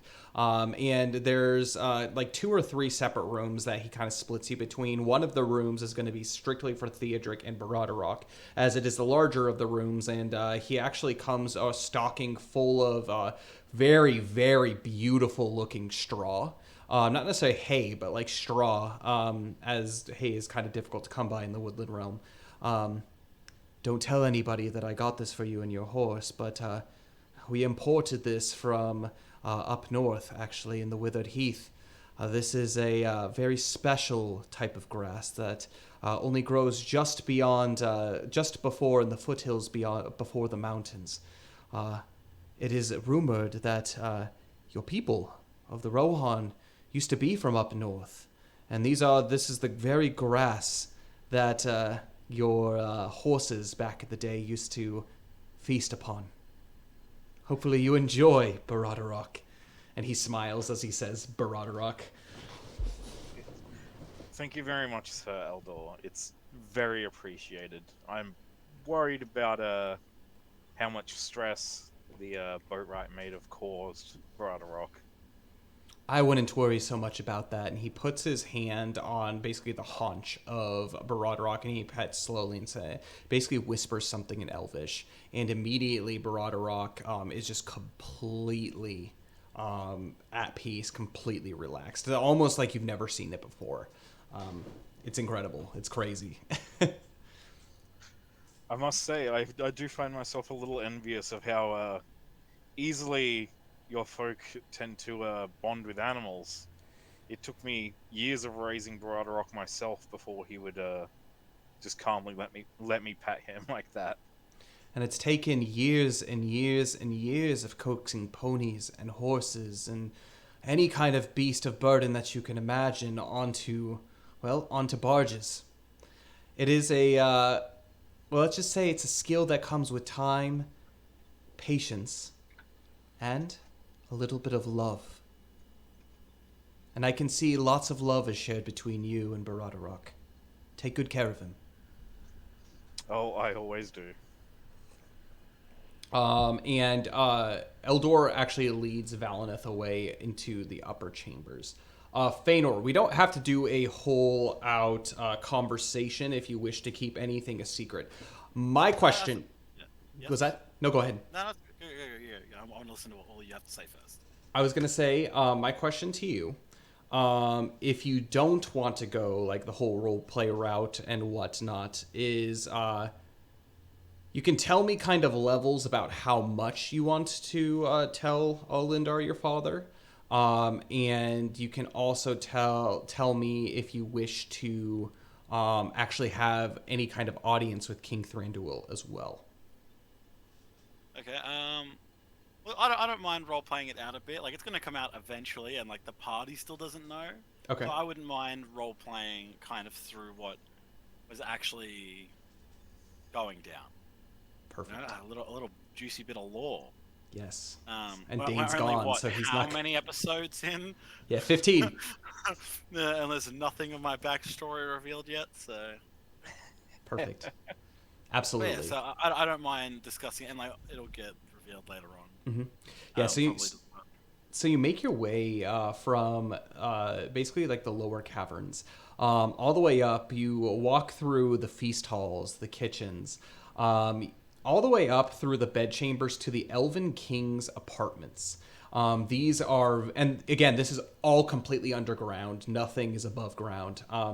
And these halls are just exactly the same as you remember. Remember it like the back of your hand. As you walk with Lindar, actually, a number of elves kind of turn their heads to look at you and begin kind of like talking to each other quietly, as if like seeing like almost like a ghost. As much as like elves look surprised, people are surprised as they see the two of you walking, and not a word is actually shared between the two of you as you make your way up through the winding tunnels, all the way up through the bedchambers to the Elven King's apartments, which these are only for the most distinguished elves, and this is essentially where you grew up, in the Elven King's apartments here.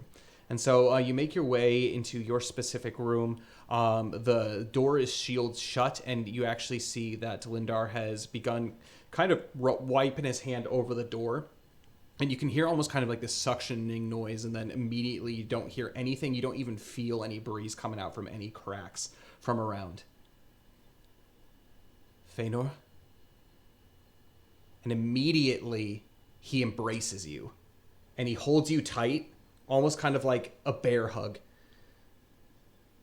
Yeah, Feanor hugs him back.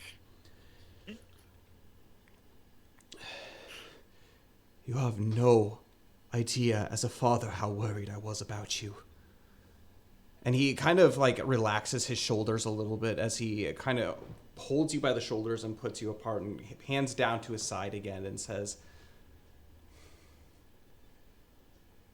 I may be an individual in, that you know growing up, where my primary duties are to my lord, of course. But don't you ever, ever, ever forget the bonds that I have with my family. Feanor, you are my only son. You can't imagine how worried I've been these past 5 years. Yes, it has been a blink in the eyes of our lives. But Feanor, I thought I lost you. The Battle of the Five Armies, it didn't just cover the grounds of Dale. Rumor has it that many of the orcs made their way all the way into Mirkwood as well. Goblins. And I know you were out on patrol that day. And when you never came back, Feanor, tell me, you must tell me, where have you been all of these years? I'm gonna like gesture to like he's gonna gesture to like one of the tables to like if there's like a table, I'm assuming, to like sit down. He's like, well, it's quite a story. It might take a while to tell.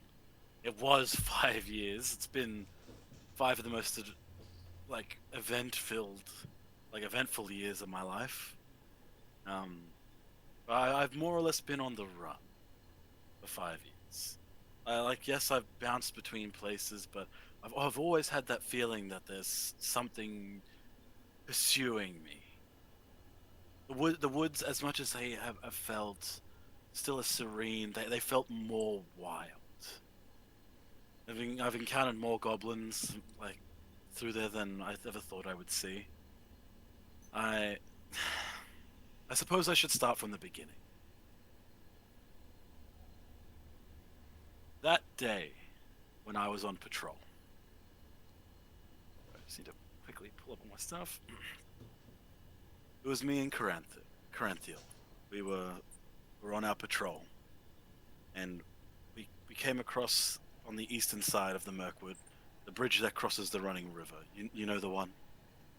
Of The one course. that King Thranduil's father gifted to him. Of course. When we reached the bridge, we found that there was already an encampment of goblins and others on the far side of the river. They'd been making preparations to cross, and they had decided to stop for the night. Me and Caranthuil, and well, we made the tough decision that to keep the woods safe, we would burn the bridge. So His I face, snuck in. his face immediately goes from listening and to immediately like his Yeah. face just like melts into like this like aghast. Like Yeah. So I snuck into the camp and took their pitch and tar.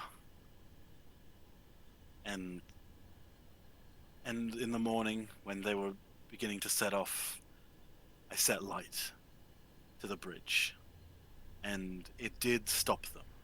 It was a pitched battle. Some managed to cross the bridge through the flames, but I was able to fend them off long enough for the wood to burn, and then they could not cross. I genuinely believe that if they had been able to cross the running river, that the tides of the war may have ended differently. a minute or two passes, and Lindar just stares at you, and slowly during this time, his eyes kind of widen as he looks down at the table.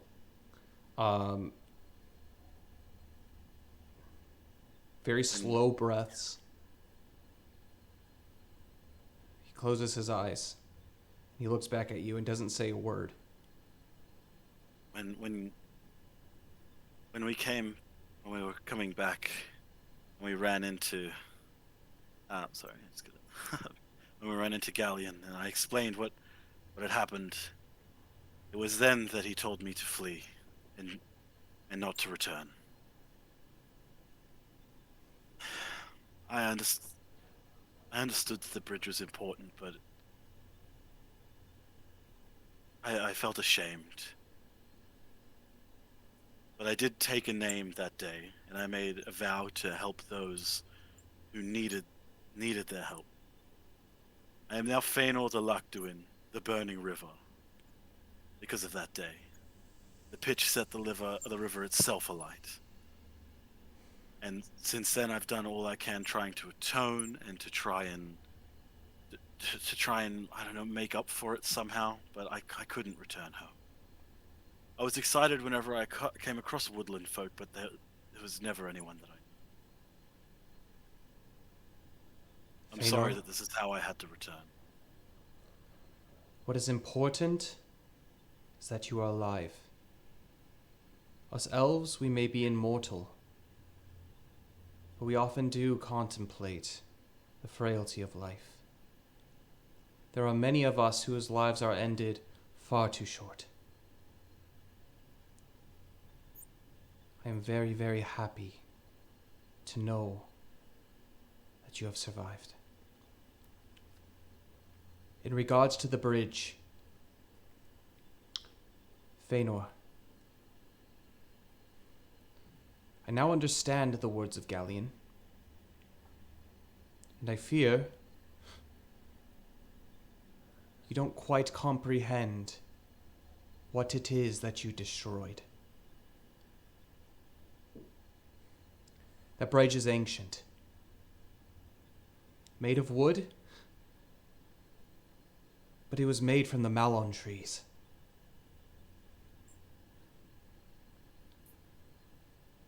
This was not only a gift to the woodland realm. This was not only a gift to the father of King Thranduil. By the father of King Thranduil. What you had destroyed is sacred to the elves.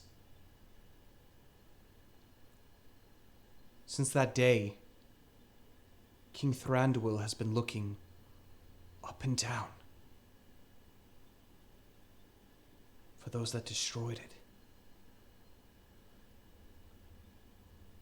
killing every orc, chasing off all man or dwarf that have neared that area. Fëanor.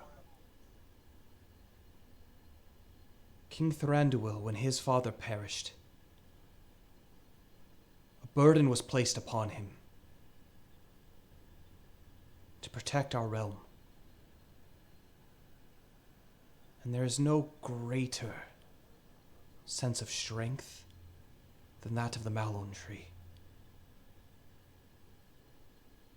By burning it down, it is an insult to King Thranduil's rule.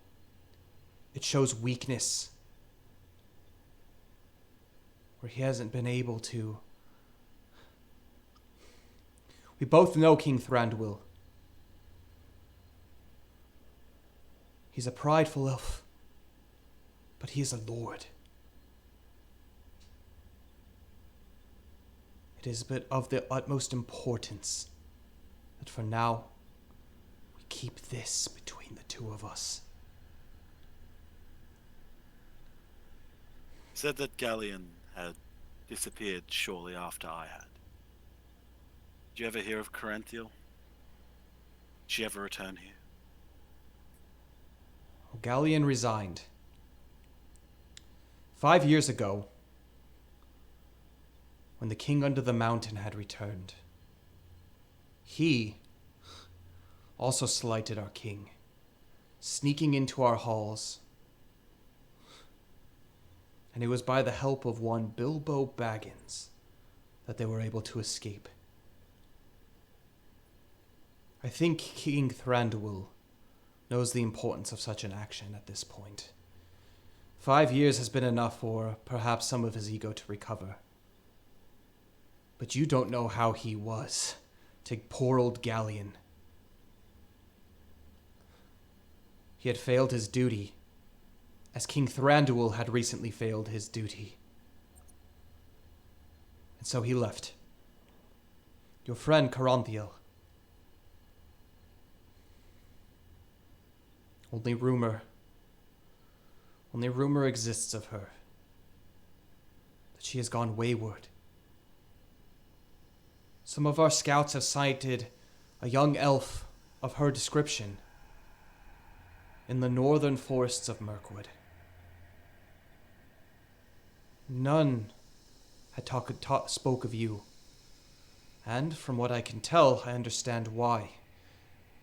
My son, what have you done to your hair? It always annoyed me. It always got in my face when I was hunting. So I thought when I left, why not just cut it all off?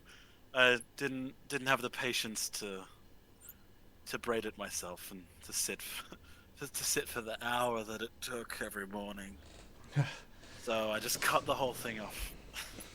Well, patience is something that you're going to have to learn being an elf, my son. And maybe one day. but it was my fear that you had gone wayward. And in the eyes of King Thranduil himself, it would have been almost better if you had died than gone wayward. My son, what you heard, what you saw, back at the entrance of the caves, I do apologize, but I am bound to the laws of this kingdom. I am bound to the laws of King Thranduil. And your friend has proven herself untrusted. I would never Upon giving up your weapons, she withheld a dagger. I don't know what her plans are for that weapon, but it flies directly in the face of not only us, but I do believe you as well. Fëanor, on your word, you asked your friends to set their weapons aside and to give them to us. Your friend withheld such a thing. Betraying your trust and ours. Do understand. Our squabbling, our family problems. It perhaps misled my judgment. But by that action alone, Feanor, you must understand why I had to do what I had to do. I understand. I would never wish to put anyone within the halls in danger, and you do not know my friends. They are strangers in this land, and I will definitely have to understand, have to talk to her to understand why she would take such an action. I'm glad that my other companions seemed willing enough to trust me. But I don't resent you for the choices that you made. And look, it was a big shock to see you as well. I wasn't expecting you to be there.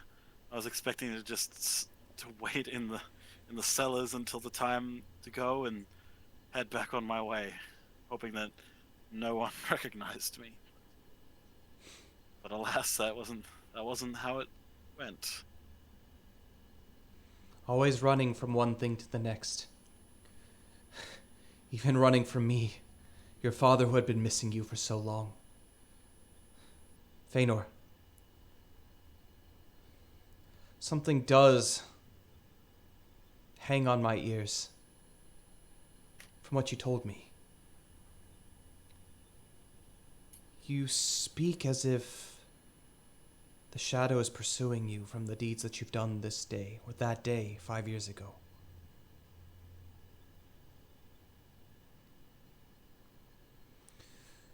Years and years, as you know,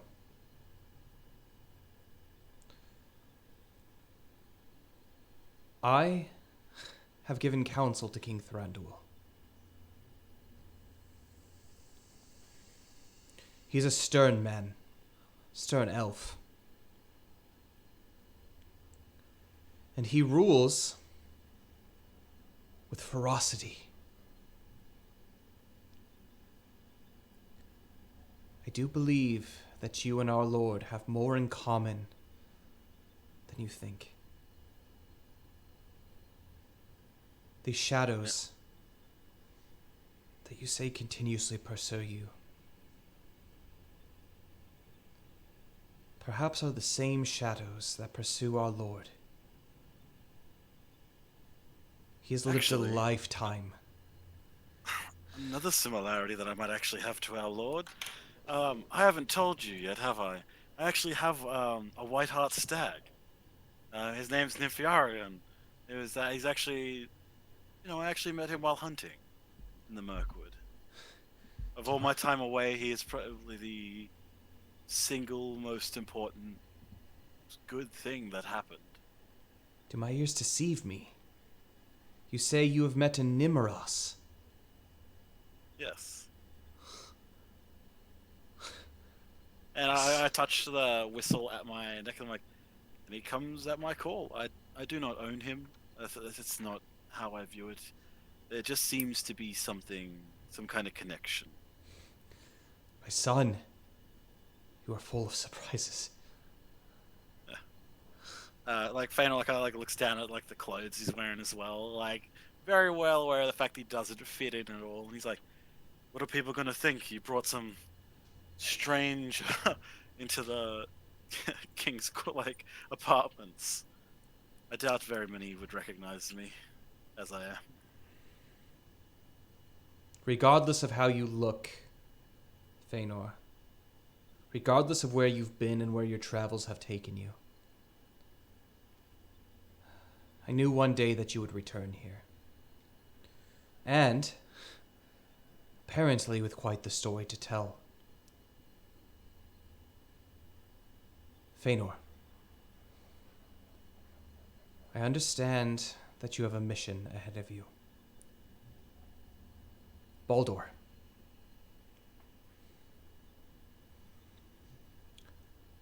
I would say I would love nothing more than for you to stay here in these halls. Stay here, help us protect our realm from the shadow. Baldur's a good man. He's not weak. He's experienced a lot of heartbreak in his life, in his very, very short life. And his son is his greatest treasure.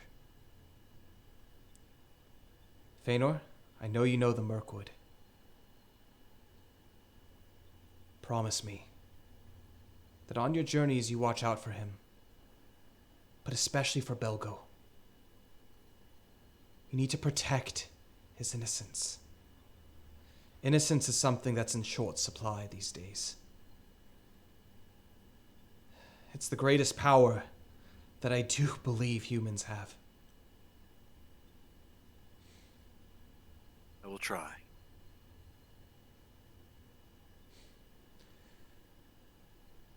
Do know that if you shall ever return here to our Lord's halls, you do have a home. And perhaps your friends can prove trustworthy. The elves have long memories and they do not soon forget. Because they are friends of yours, because they are friends of Baldur's, this shall not reach the king's ears. You have my word. But these deceptions can only be handled so much. Again, you must understand this, right, Feanor? Yes. You serve our Lord. There are certain precautions you must take, regardless of whoever it is. These halls, well, as you know, they were built by our Lord himself. After the old king perished, King Thranduil took it upon himself, made it his own duty to protect his people from the shadow, from dragonfire. And his eyes close as if remembering something terrible. And he shudders. King Thranduil has been through a lot and he has made a lot of enemies. He doesn't do well of ingratiating himself to others as well, but that is as he likes it. As long as he shows his aura of strength, he knows he can unite a people into this third age of Middle-earth. The woodland realm will not fall so easily under King Thranduil. And his son, Legolas, you know him. He's promising as well. He takes after his father quite a bit. Almost eerily so. I do pray one day that he shall open his heart and become the kind man or the kind elf that you have become in just your mere 100 years of life. My son, Feanor. Be the example of King Thranduil's strength. One that he's not so keen to show with the rest of the peoples. But don't disown him either. He is our king after all.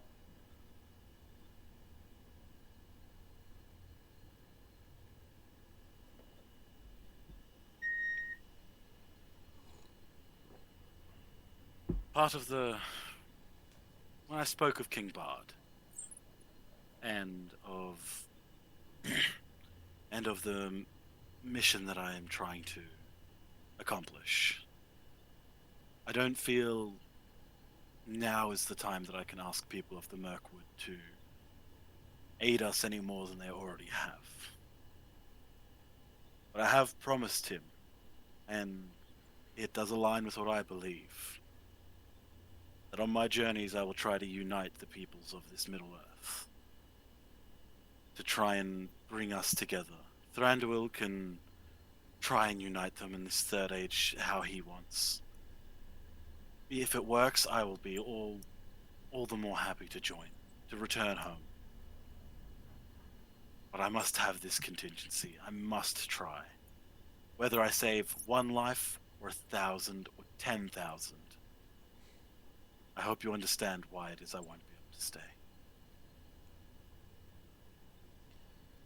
It would be selfish of me to keep you from your dreams and from your duty. I am proud of you, my son. I always have been. You are strong beyond your years.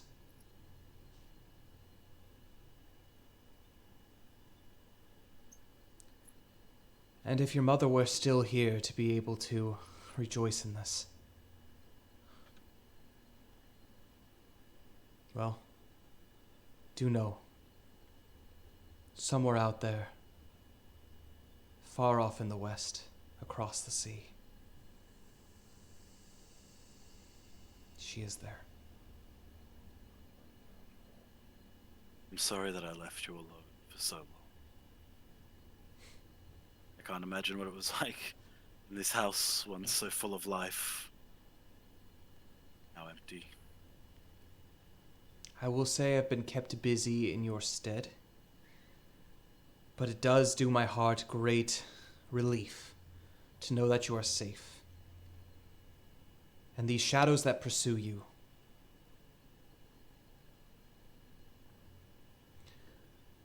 I do believe that the company that you have, the company that you keep, will help you dispel that darkness. One in particular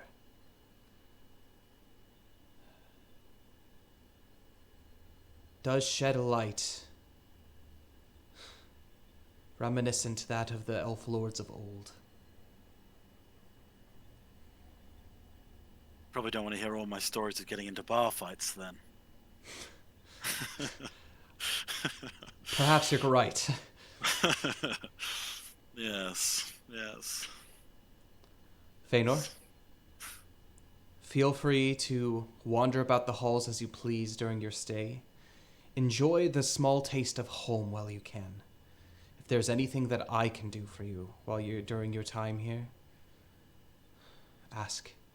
If there's anything that I can do for your friends to make their stay more comfortable, you know where to come.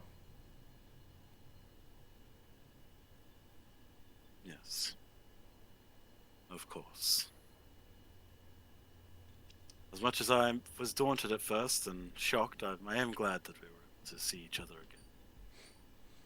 I'm so glad as well, my son.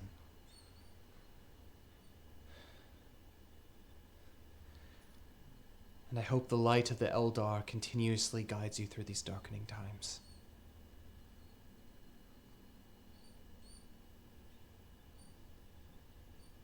And with Well, that, I should be getting back. Yes. And with that, he bids you farewell. And as you do depart, there's a little bit of kind of this lifting of your spirits. I'm going to have you make a wisdom saving throw for me. Let's hope I do a good roll. I got an 8. 8. You continuously ponder, and during your stay here in Thranduil's halls, you think back to your previous life. It seems a lifetime away.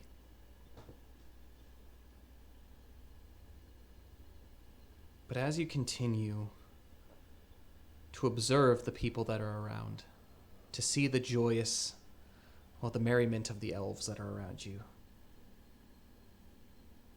the growing of you and your bonds with your friends, you find yourself able to crack a small smile.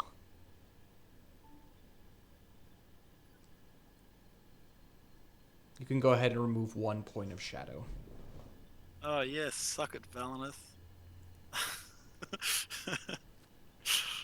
And Cool. as you do so, we're going to kind of quickly jump to Valineth and Theodric and all of their kind of experience within Thranduil's halls. First, Valineth, we're going to jump to you before we get to Theodric. You are being led along these paths, twisting and winding. This is a part of the woodland realm in Thranduil's halls that you have not seen as you can continuously make your way upwards, kind of in a gradual slope. You eventually make your way into a relatively familiar part, actually, of these halls, and they are actually kind of the genuine, not necessarily storerooms, but kind of like welcoming rooms for people that are waiting to have audience with the king. While you were here, you actually never had audience with King Thranduil himself, but you did have audience with Prince Legolas. And you have not seen him upon your journeys, but upon asking about the whereabouts of your fathers, Legolas was the person to be able to talk to about this. Your head is kind of continuously on a swivel as you look around for anybody that you do recognize. But then you are eventually led through the doors into what looks to be a kind of a makeshift medic's quarters. And you see what look to be upwards of about 25 elves. And they look to be ailed by various things. Some people actually have gaping wounds on them. You have a number of them that seem to be sick and shaking violently. You have about 2 of them that have been scorched with burn marks throughout their features and their face, and all of them seem to be in varying conditions, from pretty critical to on the mend. They go ahead and they take you over. Eldor, he takes you over to some of the more critically wounded ones, kind of towards the back. You can tell that there are a number of healers that are there, but as you make your way kind of through the crowd, everyone's eyes kind of turn to you. I'm going to have you make a perception check. Perception.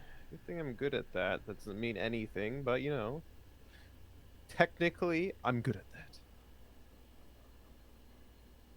That's pretty good. That's a 21. 21. With that, you don't even pay attention to any of these individuals, except for Valineth one. is in healing mode. Except for one person at the far end. This is an elf, at the very, very far end. And you see that there doesn't seem to be anything physically ailing them, but they are one of the elves that are like continuously kind of in this state of shivering. Okay. And you can see actually, kind of at the far end, attending this individual is an elf that is familiar to you. It is Howleth. Howleth! He made his way here. He made his way back to Thranduil's halls, and he is assisting in helping the sick. Okay. You approach this bed, and the elf, he turns up to you, and his eyes, as he opens them, the typical almost like greenish, brownish, or even silverish color that they have completely begun to kind of fade from his eyes. And it's almost become glossed over and almost kind of like a bluish white as he looks up at you.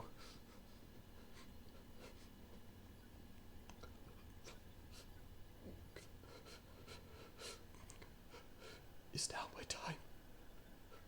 Valineth smiles. Doesn't really know what's going on. By the way, does he recognize like this bluish or grayish? Is this death in his eyes? You've never Dying. seen this before. Oh, I've never seen it before. Okay.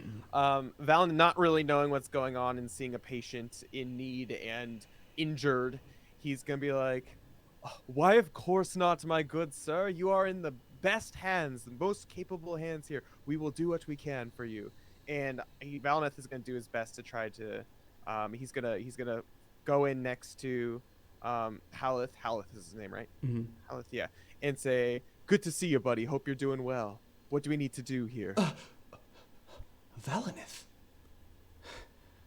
After all this time, who would have thought that our paths would cross so soon? Well, I know, right? Funny how things bring us here, but I can't think of anyone I'd rather be working with in this moment. well, you see, this one. He lifts up kind of like the shirt of this elf, and you see almost this puncture wound inside of it. He seems to have fallen victim to the hunter. This means nothing to you, FYI. A hunter.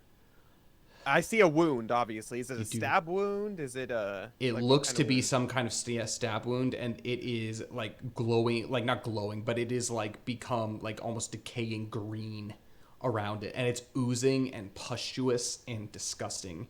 And you hear this elf, and he looks at you, and he reaches out, and he's like, "Are you real? And Valnith, Is it like... a Luvatar?" And he and he reaches out towards you, almost kind of towards kind of your aura. And as he begins to reach you, you feel almost this overwhelming sense of shadow begin to kind of fall upon you as his arm reaches out and stretches towards you. Yeah. And I mean, I can sense shadow since I'm a Rivendell elf. That's something. So it's do. strong coming from here, right? You do. From this touch.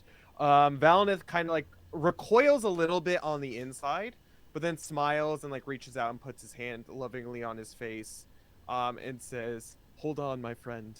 We'll make it through this in the end." And he turns to Haleth and he says, "He's got a strong sense of shadow coming off of him, this one.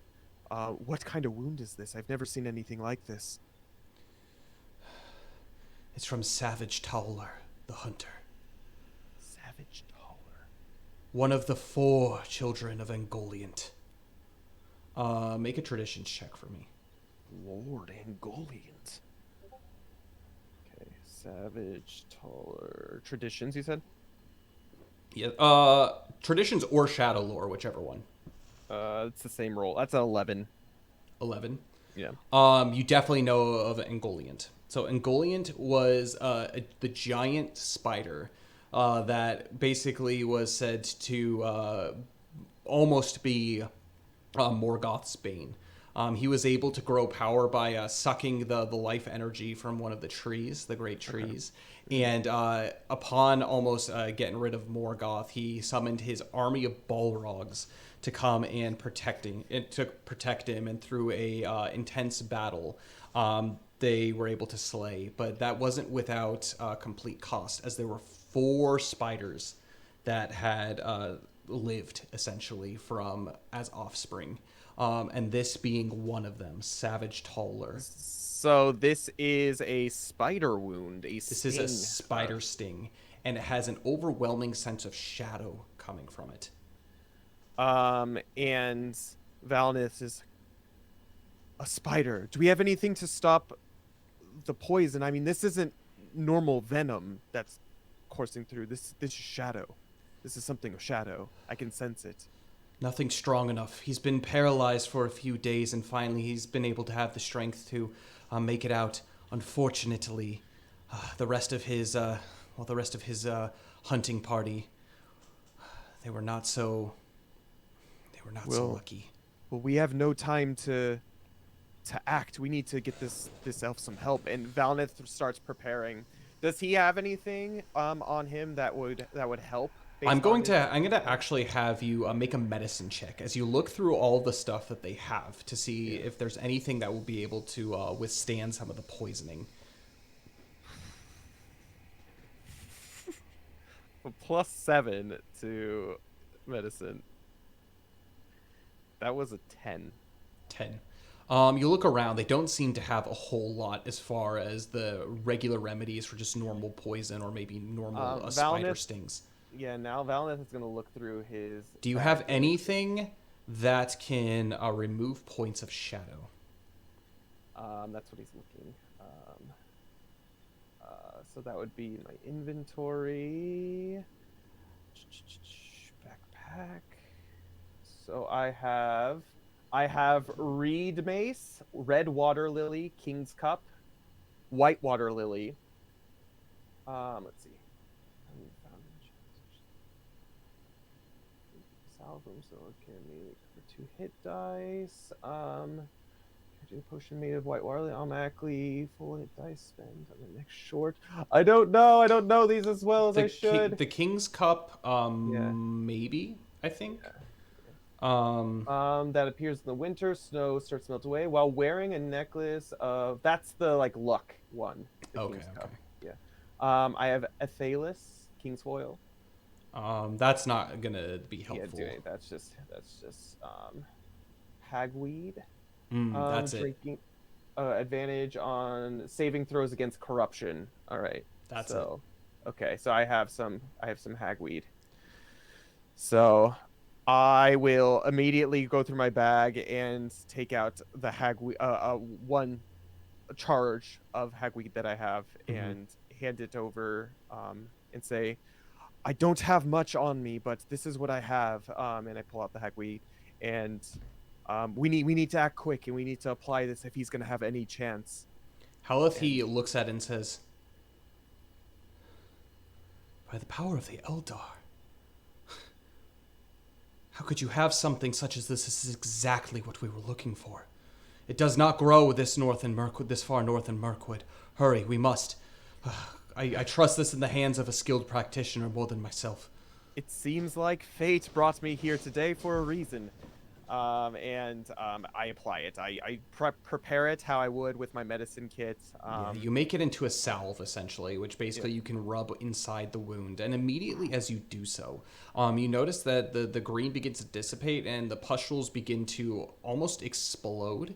And as you wipe away some of like the remaining like ooze and fluids that are there, you see that the skin itself has begun to kind of regain color. Like normal color. It doesn't completely, as you begin to bandage it up, it doesn't completely heal 100%, but the rapid breathing of this individual has begun to lessen. I'm going to have you make a medicine check for me. By the way, I also need to, I don't know how to take, like, get rid of items in D&D Beyond, so I'm going to have to ask you how to do that later. Okay. But this is medicine. Okay. Medicine. Okay. Please. Oh, that's really good. It's an 18. 18. Yeah. You begin to do so, and his breathing begins to go softer, and you can feel that that there still is this sense of corruption that is upon him. However, the vast majority of almost the overwhelming presence of it has begun to dissipate as he begins to relax, and he closes his eyes a little bit, relaxing as if for the first time in a while. He begins to fall asleep. Odd for an elf. As his body begins to almost recover. You do know from your own medicinal expertise that this can take anywhere from weeks to months to completely heal. But you have been able to dissipate the initial kind of corruption from within, and he should be on the mend. Valinith applies it and does what he can, and he leaves a sigh of relief. And seeing that immediately, it seems to have like taken hold on him. And he says, he smiles at the is he an old elf, young elf?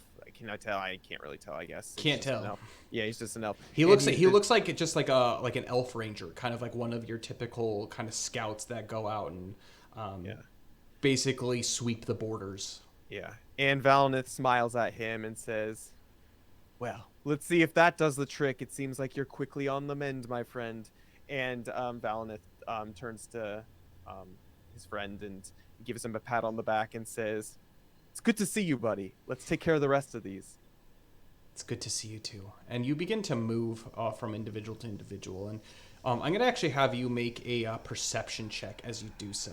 A lot of these are pretty easy fixes. Most of the stuff that they have on themselves to be able to help repair and mend.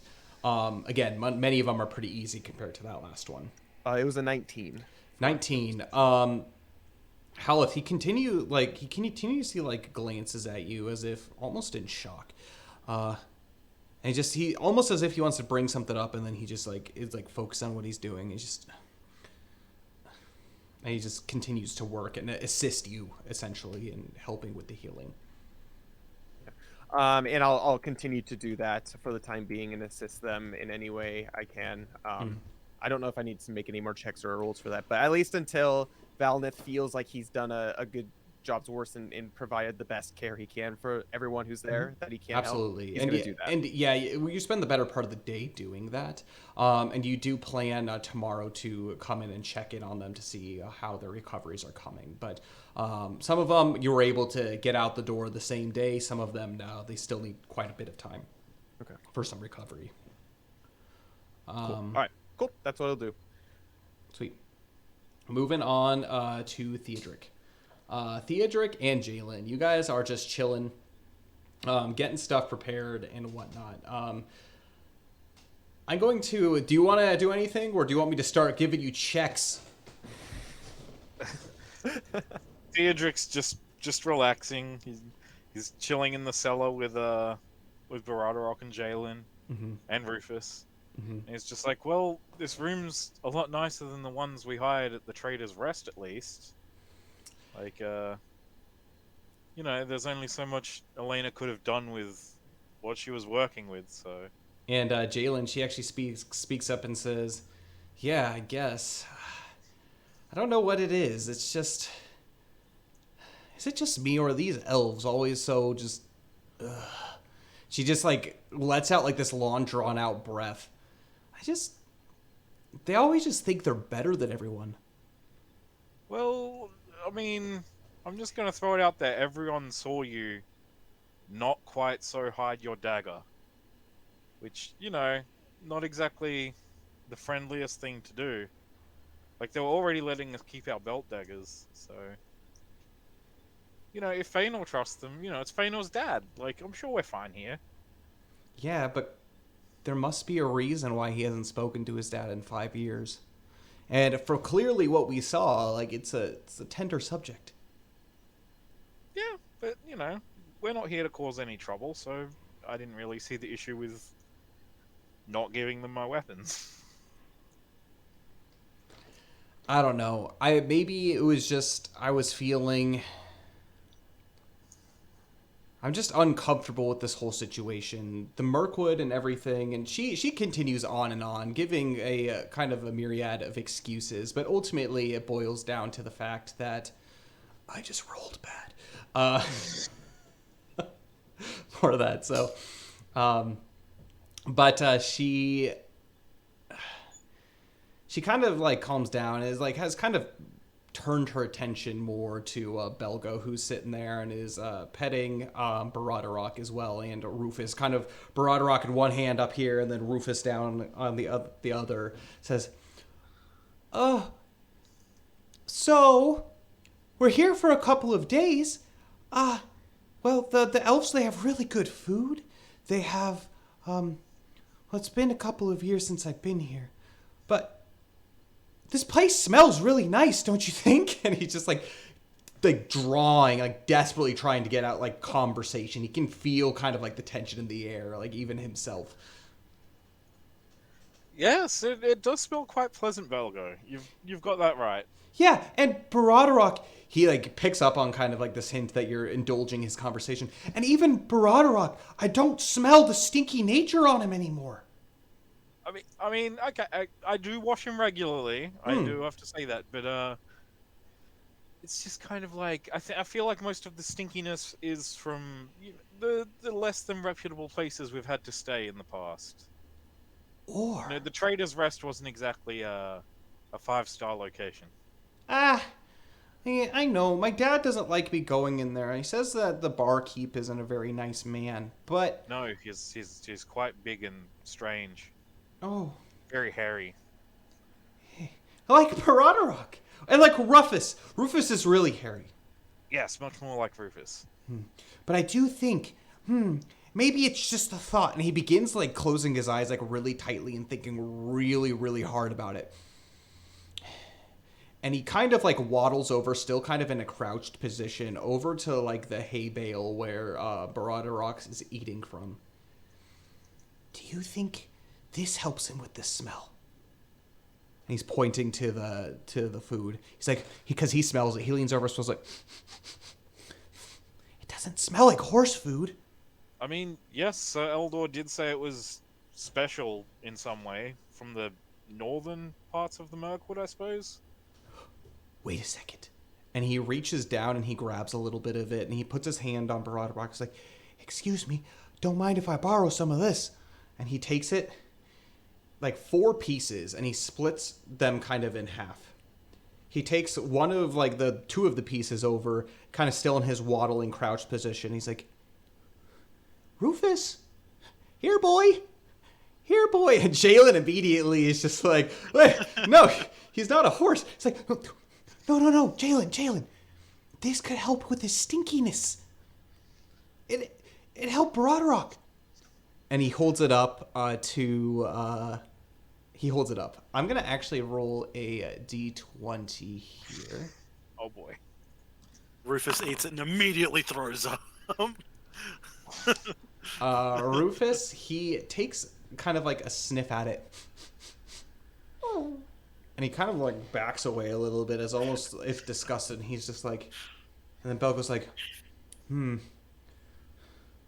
He's used to meat, isn't he, huh? That's what you always are feeding him. No wonder Oh, yes. No wonder he's stinky. And he kind of like looks and kind of like side glances. I think skewered eyeballs serves him well. And he begins and he kind of like chews a little bit like on like 2 of the pieces and he like just this big face of disgust as he lets it kind of like fall from his mouth and just like and he's just like not having any of it. He's not a happy guy. Yeah, Belgo, I wouldn't recommend putting anything in your mouth if you don't know where it's been. Like, just as a survival tip, just maybe don't do that. Like, but if it's from the elves, clearly it must have been good. Baradrock seemed to be really enjoying it. I know, but it's for animals. The elves gave it to animals, not people. Yeah. Like, you know. Yeah. If it were an apple, it would be a different story. But this is straw. Speaking of which, the elves have really good apples. Have you ever tried an apple from here? Actually, let me see if I can go find it. When he actually goes out into the hallway and begins just like walking around trying to like looking in like doorways to find. And he just like leaves down the hallway without a second word, and he just like goes. Well, okay. That was rather abrupt, but And immediately he peeks his head back in. Are you coming? no. We're gonna stay here for a bit. Oh. Maybe you should stay here so your dad knows where you are. Like, wandering's fine, but it's been a while for you, and you're not exactly sure. Like, do you know your way around here really well, or? And Jalen, she pipes in and is like, you do know, I mean, you gotta listen to those who are older than you, especially when they're speaking sense. I'm gonna have you, Theodric, make a persuasion check for me. Okie dokie. Persuasion. That is a... That's a 3. 3. That is a 3. Theodric, I know if you want to spend time in here, it's fine. Jalen, it's okay. Just tell my dad that I went looking for apples.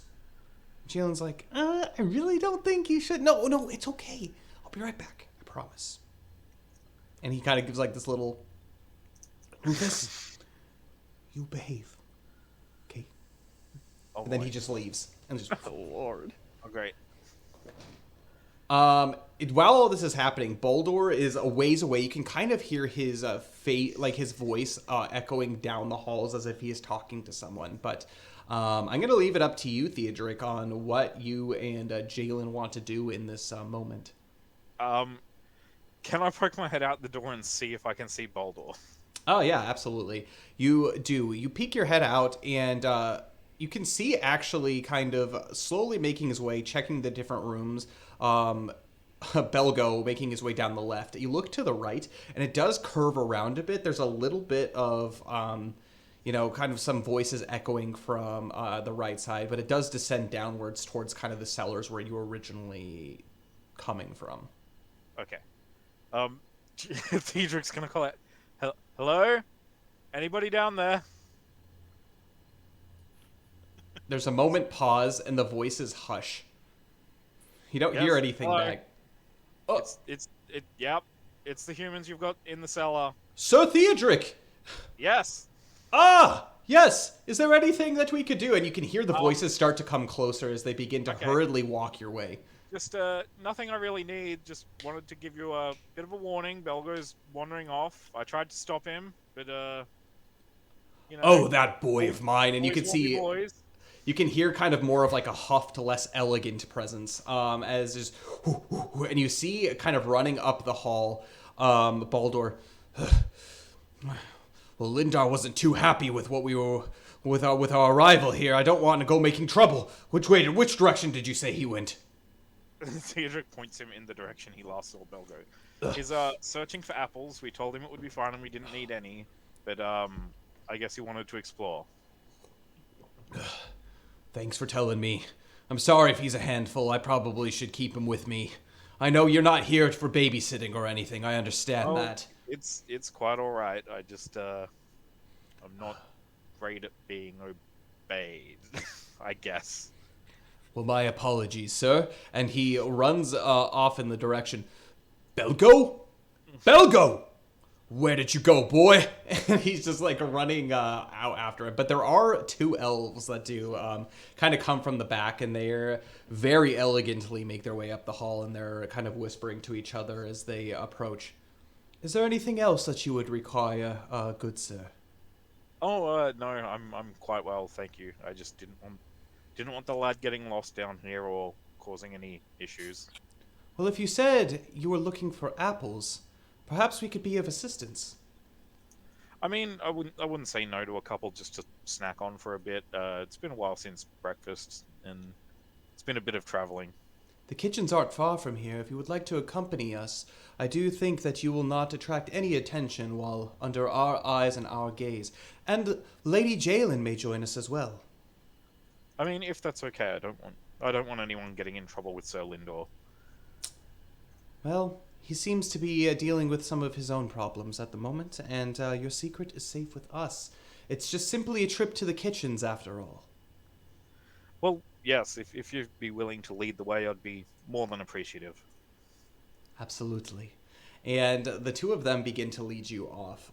They don't really speak much to you, but you can see that there's kind of like a soft smile on both of their faces. They seem to be doing everything in their power to have kind of this elegant decorum, as if you are this like very special, important guest. As they begin leading you away. Kind of like if you go to like a really fancy hotel, kind of like the bellhops a little bit, or like the front desk people. Like they're doing it like everything in their power to make you feel at home. And you begin to descend a little bit down into the main cellar area, and then you actually turn swiftly left. And you start heading kind of in the northern direction upwards. Actually, this is where Lindor and Feanor did depart when you guys split ways, as you begin making your way up a little bit steeper up into the halls. It's a labyrinth. This place is crazy. Like, if you were just wandering off on your own, you could easily get lost if you were not familiar with what was going on here. And you do pass by a number of rooms, and throughout it, you can hear kind of this pervasive sound of water trickling. Almost as if it's cave-like, but not like dripping cave-like, but like it kind of almost has like this like fountain kind of ambiance. I'm going to have you make a perception check as you begin moving. Perception. That is a 14. 14. You do so, and actually, as you continuously move forward, that kind of magical resonance is getting louder and louder to your ears. And it draws you kind of like, at first you were a little bit like hesitant about like, I don't know if we should be exploring this, but this overwhelming desire for you to continuously move forward, even kind of past the, just the initial, I don't know, just curiosities. You're just continuously moving forward. And as you continue upwards, you aren't quite at the kitchens yet, but you can hear somewhere off in the distance what sounds to be singing. This is something that you are relatively familiar with, as you heard this similar sound during the celebration of the Five Armies at the feast with the elves' entertainment, and it almost hauntingly radiates throughout the halls. But there's something different about this one. There's almost this warmth as you begin to ascend up further and further into the halls. There is no further word from either of the elf, and Jalen's at your side. She does hear this, but she's unaware of what you are feeling, Theodric. Is the singing separate from the other noise? Yes.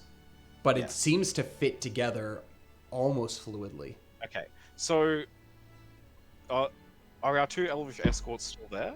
They are. So they're in front of you, and they're like just in front of you as you begin walking. They're not saying anything. They're kind of like pointing and like explaining like what some of like the small alcoves and nooks and like things are, describing some of the events of elves of past that have made their way through here, like people of importance, people to note of. Just kind of light chit chat, but pretty quiet and calm. Excuse me, my good sirs. If you don't mind me asking, what is that noise? I've been hearing it since we first entered, the kind of area here. Like that kind of, I don't know, resonance? This kind of humming that I can hear in the air? Like... Wow. Keen of hearing. Must be your youth. What you do hear... It's the aura of the firstborn.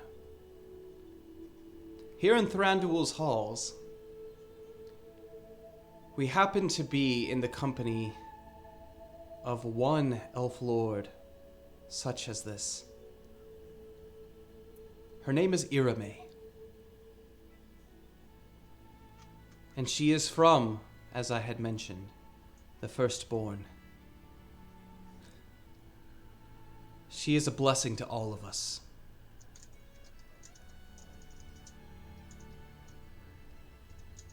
This must be what you are hearing. Is it some sort of magic, or I'm not sure what that is? Magic, perhaps. Those at the very, very beginning, they were the originals blessed with eternal life. We call them the firstborn. Lady Irame has lived quite a long life through all of the ages of Middle-earth. She is beginning her preparations, making pilgrimage to all the elven kingdoms before she finally sails away to the west. Lady Irame is all-knowing, all-wise, and shines like the stars. This magic that you feel coming from her, it could be that. Us elves, we like to think of it as memory. The sound of all that has come before. She is living proof that hope exists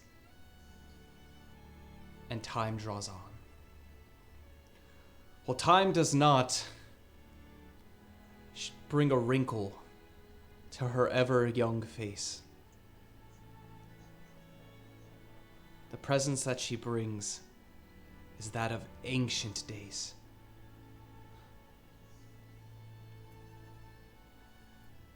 Enjoy. This is a rare occasion for all of us here. Bask in her glory. And the songs that you hear, those are the elves, feeling the same warmth that you are feeling. The days that she has spent here have been joyous indeed. It almost makes us forget the darkening world around us. And she smiles, and this elf smiles. Ah, of course. We are here. Just off to our right, this is the kitchens. This is where we keep a number of our fresh ingredients for preparation, and they begin to guide you into this room. This room is very elaborately set. There are no chefs that are in here at the moment, but there looks to be space in here for probably a solid 20-25 people to cook. All kinds of cutting boards spread throughout. Everything is meticulously organized. And at the far end, there are barrels. And in those barrels are what look to be fruit. And as they pick them up and hand one to each of you, and they hand another to one for Baldur and one for Belgo, and they kind of like shake their heads, and then they give another one for Baradarok. These are golden apples, completely yellow skin, and excessively plump. They feel like enormous in your hands. Almost you need like two hands in order to be able to grip it. These are specially grown here within the kingdom of Mirkwood. It is said that those who have never tried the delicacies of our fruit here will never be able to taste anything quite the same again. But do not fear, my friend. Take the risk.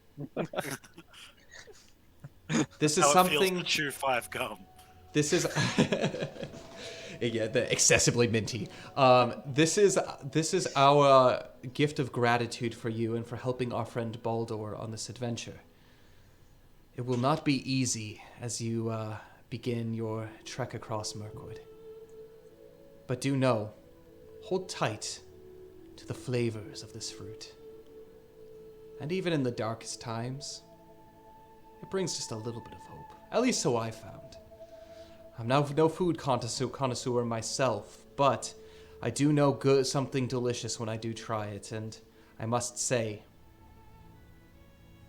this indeed is of impeccable quality. Quality fit for the table of kings. Theodric says, well, I thank you both very much for indulging my curiosity and for being such good company and such good guides here. And I do thank you very much for the apples. Indeed. And if your companions do make their way back to you, tell them they know where to find these apples. Just don't go taking too much, and don't tell them who sent you this way. Well, I am the one who's in charge of inventory in here, and if one or two slip, that's a numbers mistake.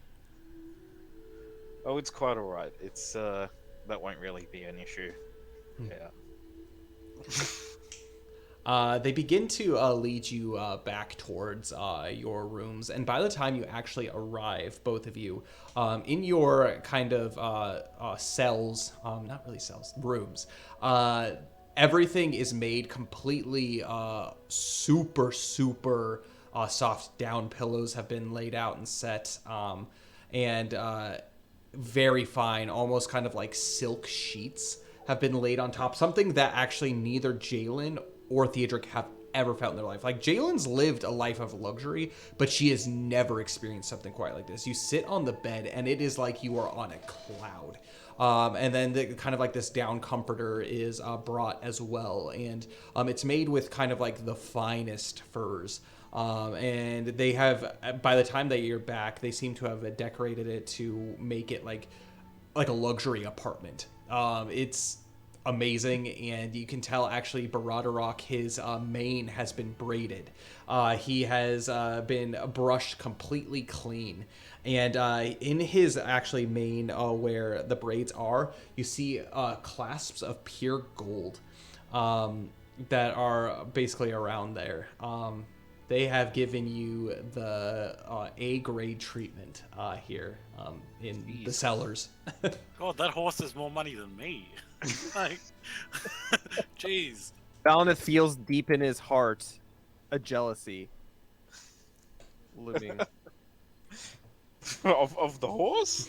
Oh yeah. I wish Yeah, I could have braids like that in my hair. Of the elves who so graciously were able to take care of that horse. Valineth envies that. Well, Theodric thanks his hosts once again for all of their help, and he is going to give Rodorok a few pats and then give him one of the apples. Perfect. He eats it, and like he just and then like is like kind of like nudging your hand as if for more. Like this is something like he gobbled up and he just can't get enough of it.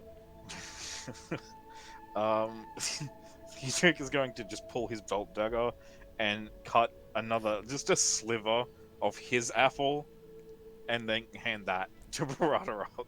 You do, and he eats it out of your hand and just and he just and he begins to lay down actually almost next to you, and he leans his head on this like very like overly large cushion that they have given, almost kind of like this large pillow, as he begins to and he like looks over at you, and he just is like arresting as his eyes begin to close, and he begins falling asleep. Theodric is going to just kind of sit with his back pressed against Baradarok's like torso and start snacking on the apple, and he's just going to say, don't get used to all this lap of luxury nonsense, because although we are their guests, this isn't lasting forever. We're going to be back on the road again none too soon.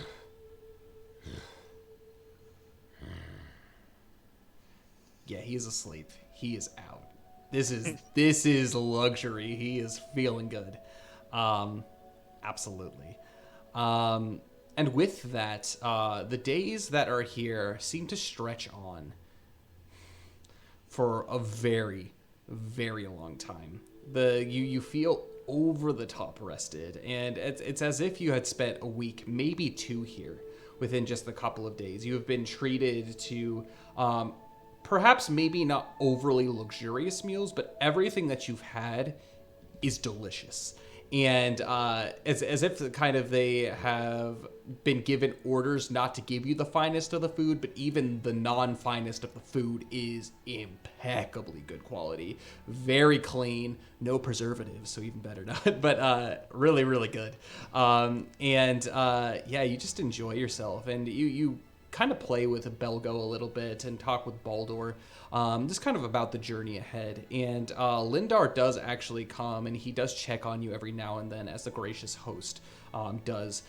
He does continuously eye Jalen specifically, but he has warmed up to you, and he doesn't seem to be holding any resentment towards any of you, really. And he continuously inquires about your journey ahead and the plans that you are making, and almost kind of just like asking like leading questions like, so what would you do if this happened? Like, what would you do if this happened? Like, really trying to prepare you for everything that you could possibly face in Mirkwood. Valineth also wants to do his best, because I'm assuming he's also checking in on the patients that are up there. Mm-hmm. He also wants to do his best to try to get information about like what ailed them and like what came of them to bring them to the specific situation that they were, where they were having to be taken care of. That way Valineth could get some knowledge, also locations and things where these happened. So perhaps the most dangerous one was the one that you first had taken care of, about Savage Towler. And so the one thing that you were also able to get, and actually this is information from Haleth, Savage Tauler is a wicked spider from deep within the heart of Mirkwood. It's odd that he has traveled this far north and has preyed upon travelers near Thranduil's borders. For whatever reason, he is being drawn up here, and that's very, very worrying, as he is a monster of legend, essentially. Ancient. Is he like compared to like normal Mirkwood spiders? Is he just like freaking? You will know if Okay. you saw him. I hope we never see him. Mhm. I hope we never see him. I don't like how Kyle said that. You'll know. Yeah, you'll know. I'm gonna tell you, as someone who just above game has arachnophobia in general, and then as someone who is just absolutely terrified of Lord of the Rings spider lore, I don't want to see that thing.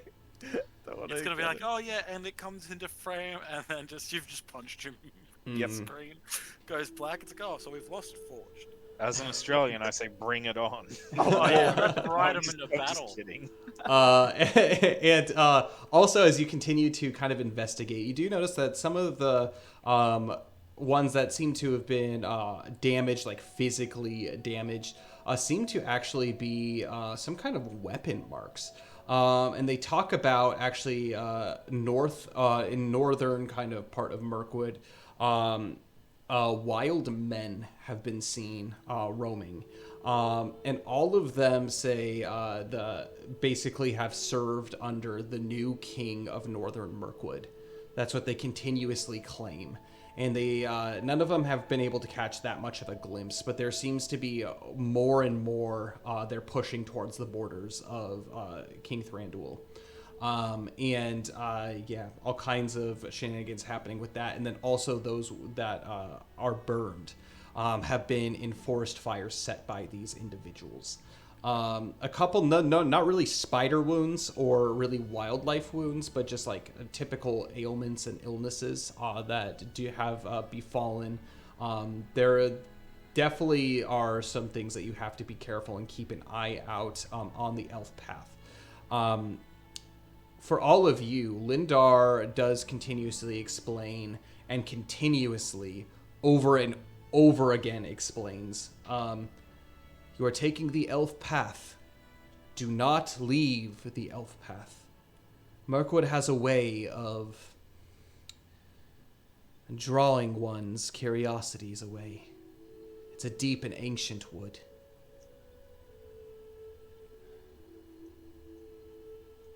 Additionally,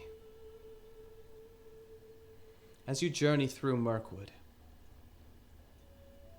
you will notice that there is a river.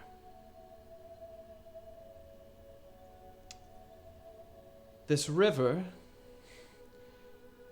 it streams from the woodland realm, and it is one of our greatest protections. That being said, those of you who partake in drinking of this water will receive a terrible fate. Madness sets in. And while King Thranduil has some control over this flow and where it goes, the river is ever changing, ever spanning. The magical properties it has lead to our borders being protected, but they can also harm those who seem to have fallen under its influence. Do be careful. Is there any way to tell this river apart from any other body of water, or? Feanor would know which one he's talking about, because I've come across that path even on my way to... Absolutely. Vale.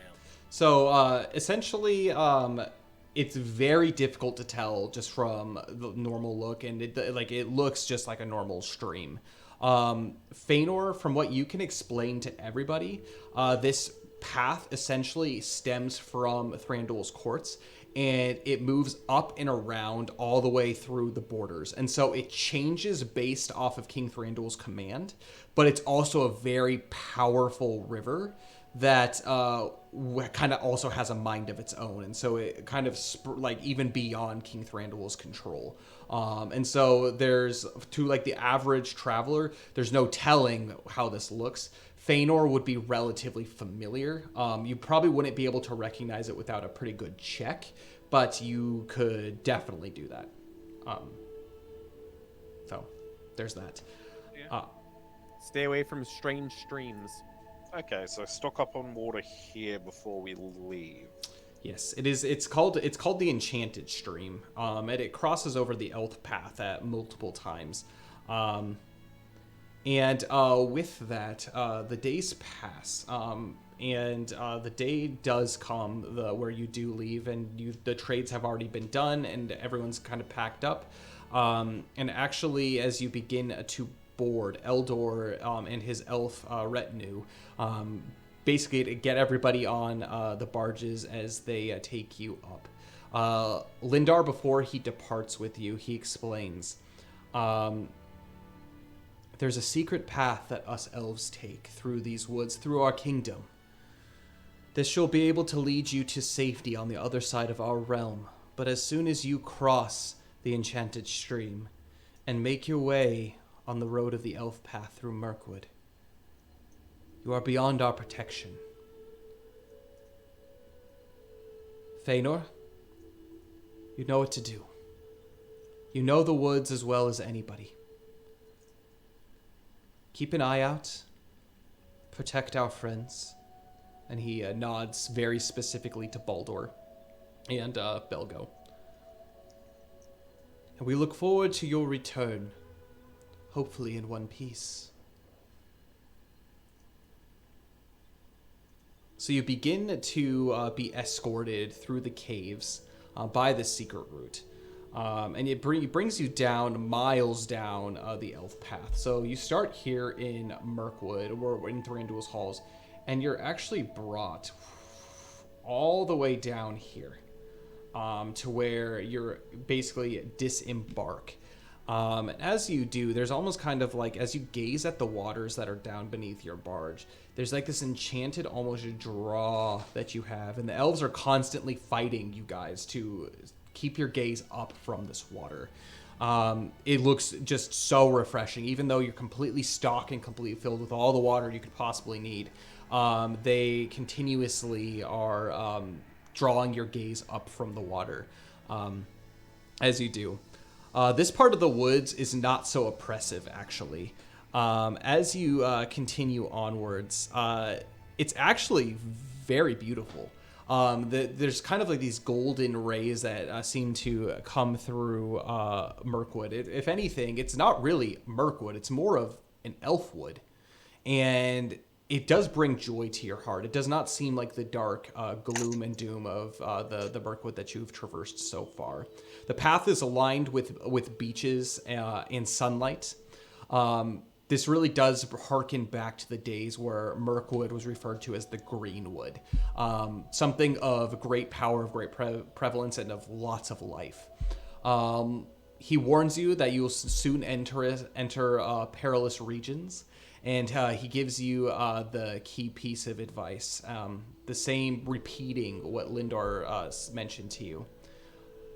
Do not leave the path. The path is mostly clear of trouble, but the same cannot be said for the woods to either side. And that is where we're going to end our session for tonight. Oh, that was a good session. That was a good very one. good session. Oh, it was pretty good. A lot of role playing. Yeah, But- you gotta have them sometimes. You gotta have some role play heavy. Absolutely. What do you And guys think? Like, yeah, and I was good. It's like, yeah, Dad. Yeah, like the heck.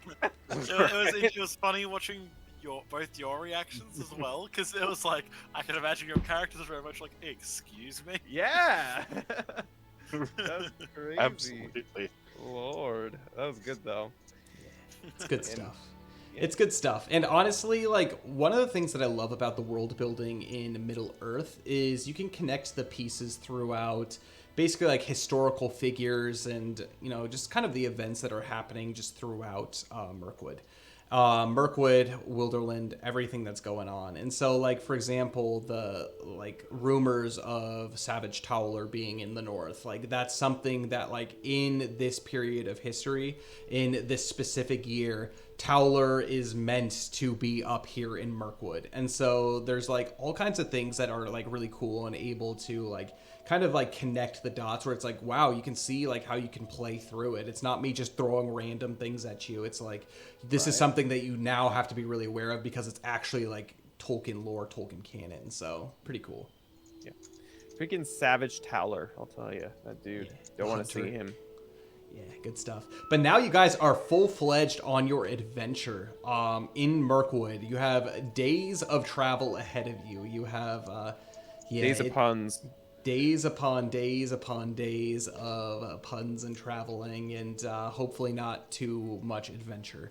It's only a month and a half. I'm sure we'll not run into any trouble on the road. Yeah, and who knows? And like only- rolling might actually help you.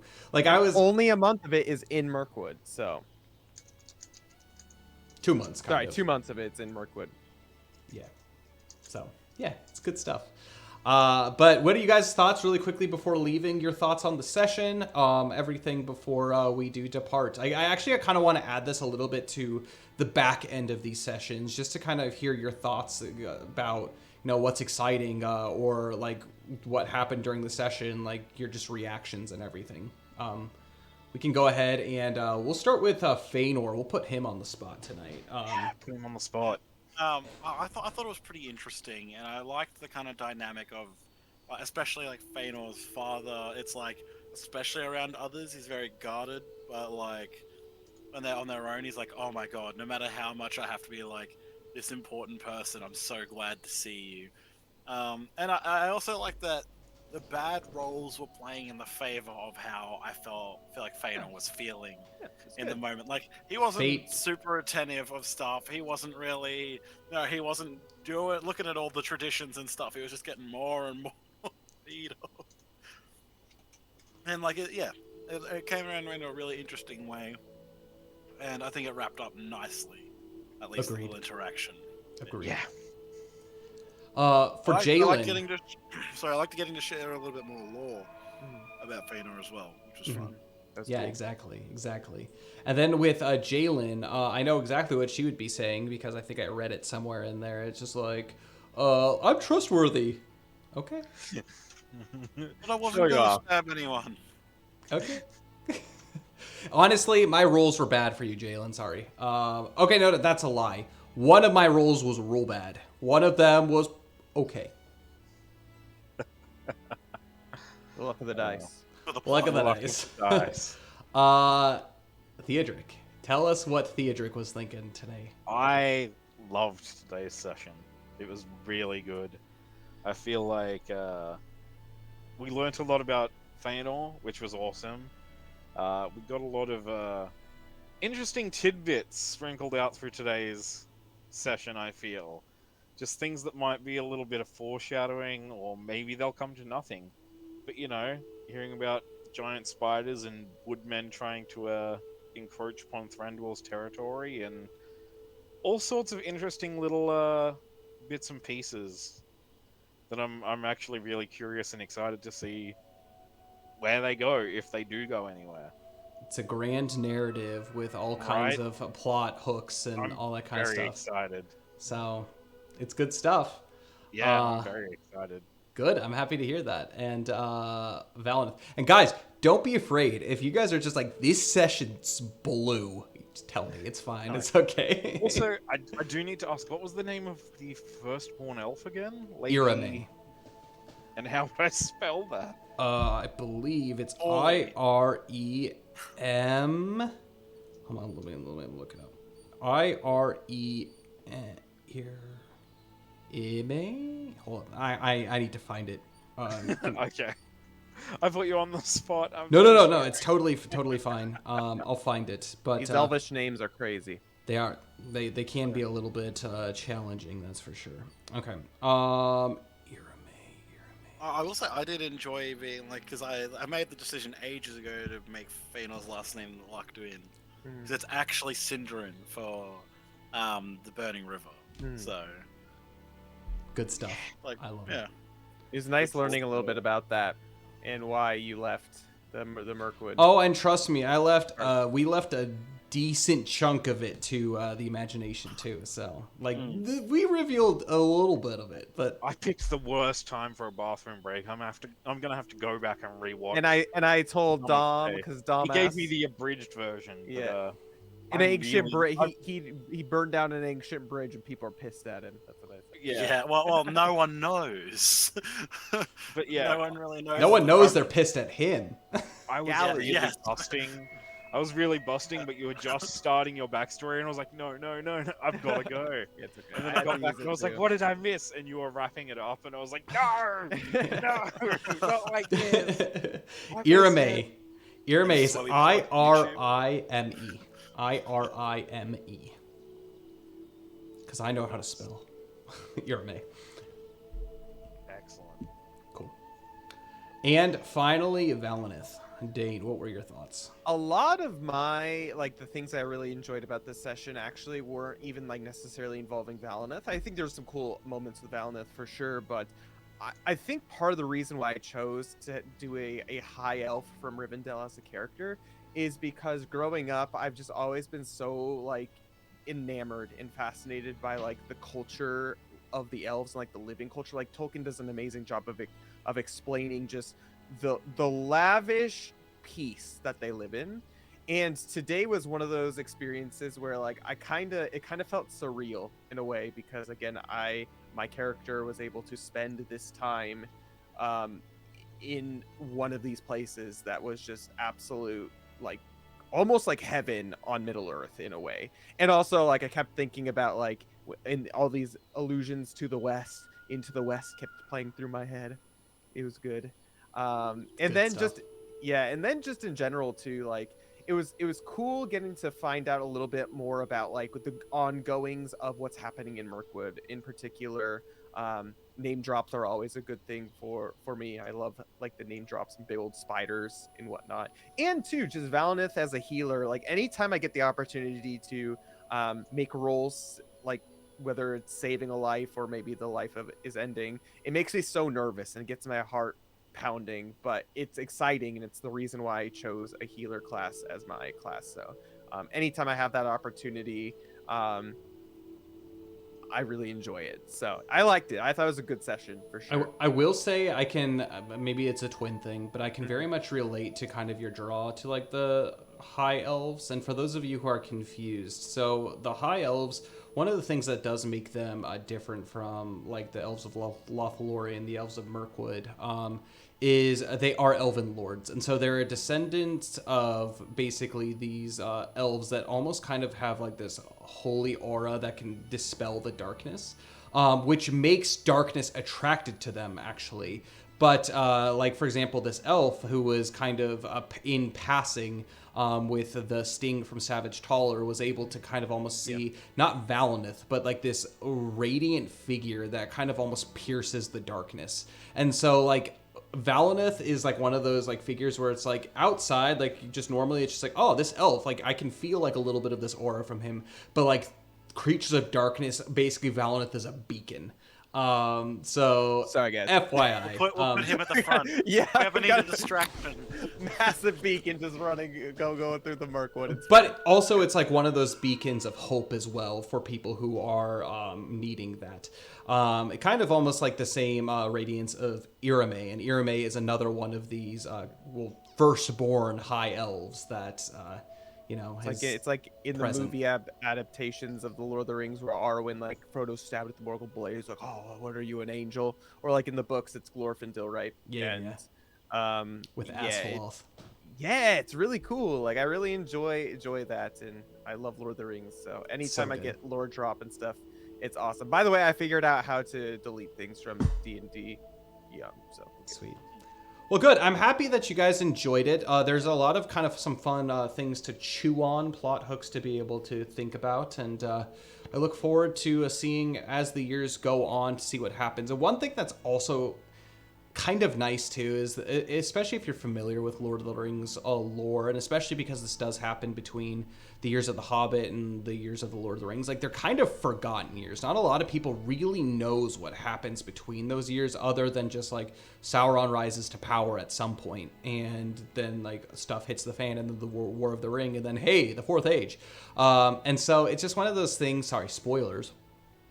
But it's just one of those things where it's just like these are like the end years of the Third Age, and things are happening. It's like we're starting in this time of peace and celebration after this darkness of Smaug has loomed over, after all of these orcs from the Misty Mountains and Mirkwood and whatnot. And there's still this darkness that prevails, but it's kind of like as we know in Lord of the Rings, kind of like the quiet before the storm, the calm before the storm. Like we're in like the last years of this Third Age, right before one of the greatest battles of all of Middle-earth does end up happening, and obviously the quest of the Ring Bearer and like all this kind of stuff with the Fellowship. And it's amazing being able to see just, all of this. And so I'm really looking forward to going through this with you. And this is one of those campaigns that the years tick by. So like this is an adventure. It's going to take a couple of months to get through. But like this is a game where the passing of the years becomes very evident. And so like between holiday phases, like or fellowship phases, like the years do pass. And so between this, obviously they're probably not going to make it to the War of the Ring, as that's like years and years and years like into the future. Fëanor and Valnith can, but some of us might. Yeah, that's true. Fëanor and Valnith very easily could, but we're gonna watch Theodric and Jalen become old and decrepit and have to retire. But there's something so beautiful about that too, because then it's just like as they grow up, like one of the things that Adventures in Middle-earth actually really does incentivize. I was doing a little bit of reading this past week. Is during the adventure, depending on how much time, like the characters that you meet and everything, like they actually incentivize you to like meet people, to like have kids, to have like families and like future stuff, especially for those who are like mortals in this land. And then like you could even like expand the adventure onwards, where it's like I've given up my like sword to like the future, and I am putting the future in like the hands of like my offspring or something. Like that's something that they like wrote in like one of the adventures. I was like, oh, that's really cool. But obviously I don't write your guys' stories for you. Whatever happens, and it'll be great. But it's super duper exciting to see like where this is taken, especially because this is at the very beginning. And I will mention too, I was talking to Dain a little bit about this this past week, where Wilderland Adventure, which is the adventure that you guys are playing, it was the very first one that was released in Adventures in Middle-earth.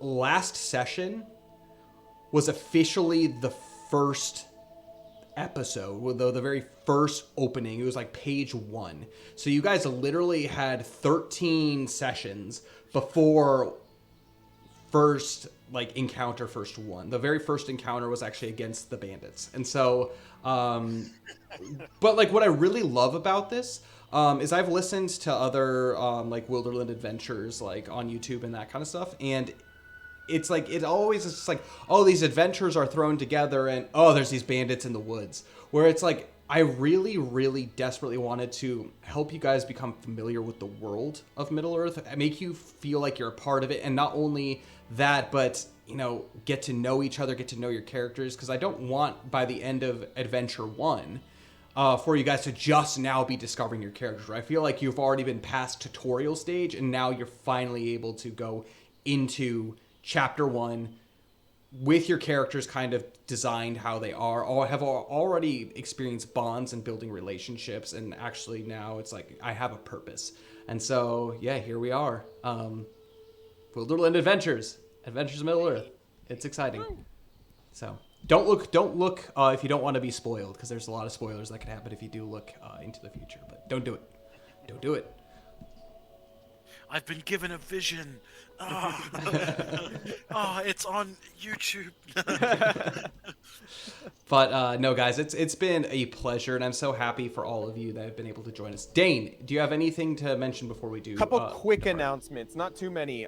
This week we will be continuing my playthrough tomorrow, 7 p.m. Japan Standard Time of Tears of the Kingdom. So come join me for that. That's gonna be great. I believe this week is kind of a special week for our Saturday stream again. I know we had someone who joined a little bit earlier in the stream, and they thought that I was you. I was chatting in chat, and they thought I was you, Kyle.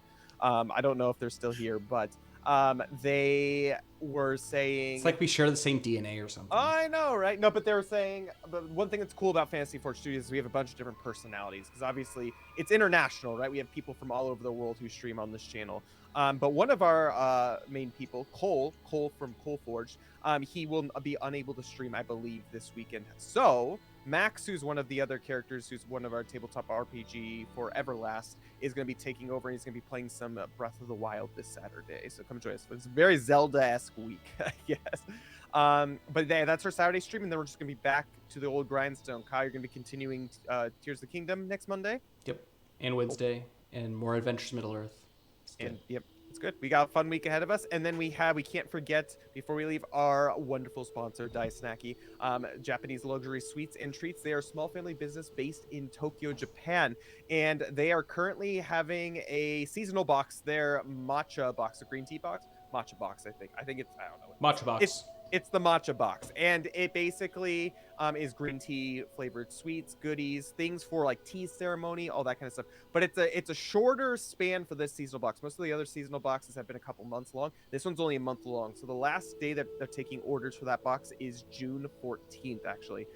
So get your orders in if you do want the matcha box. It's a short season, but delicious stuff. Also, if you haven't followed them on Instagram, they post all kinds of wonderful things about like the boxes that they send out, but they also give little tidbits and fun things about Japan and Tokyo. So if you're interested in Japan or you're interested in all that kind of stuff, they post all kinds of stuff aside from just their snacks. So yeah, literally, I can't tell you the amount of things that like they've done and that they've posted that like me and my wife are like, hey, like that sounds fun. We're like really close to Tokyo. We're gonna just go do this. And so we kind of like almost like follow them and be like, it's kind of like the Snacky pilgrimage. Yeah, I mean, I kind of do the same thing. Like, I take notes. Like, there's a couple things like I want to do, and I would have never known if I hadn't like followed their Instagram. So, it's just a good resource to see like what kind of things are in the boxes, but it's also a good resource to see like if you're interested in Japan and like what's going on in Japan.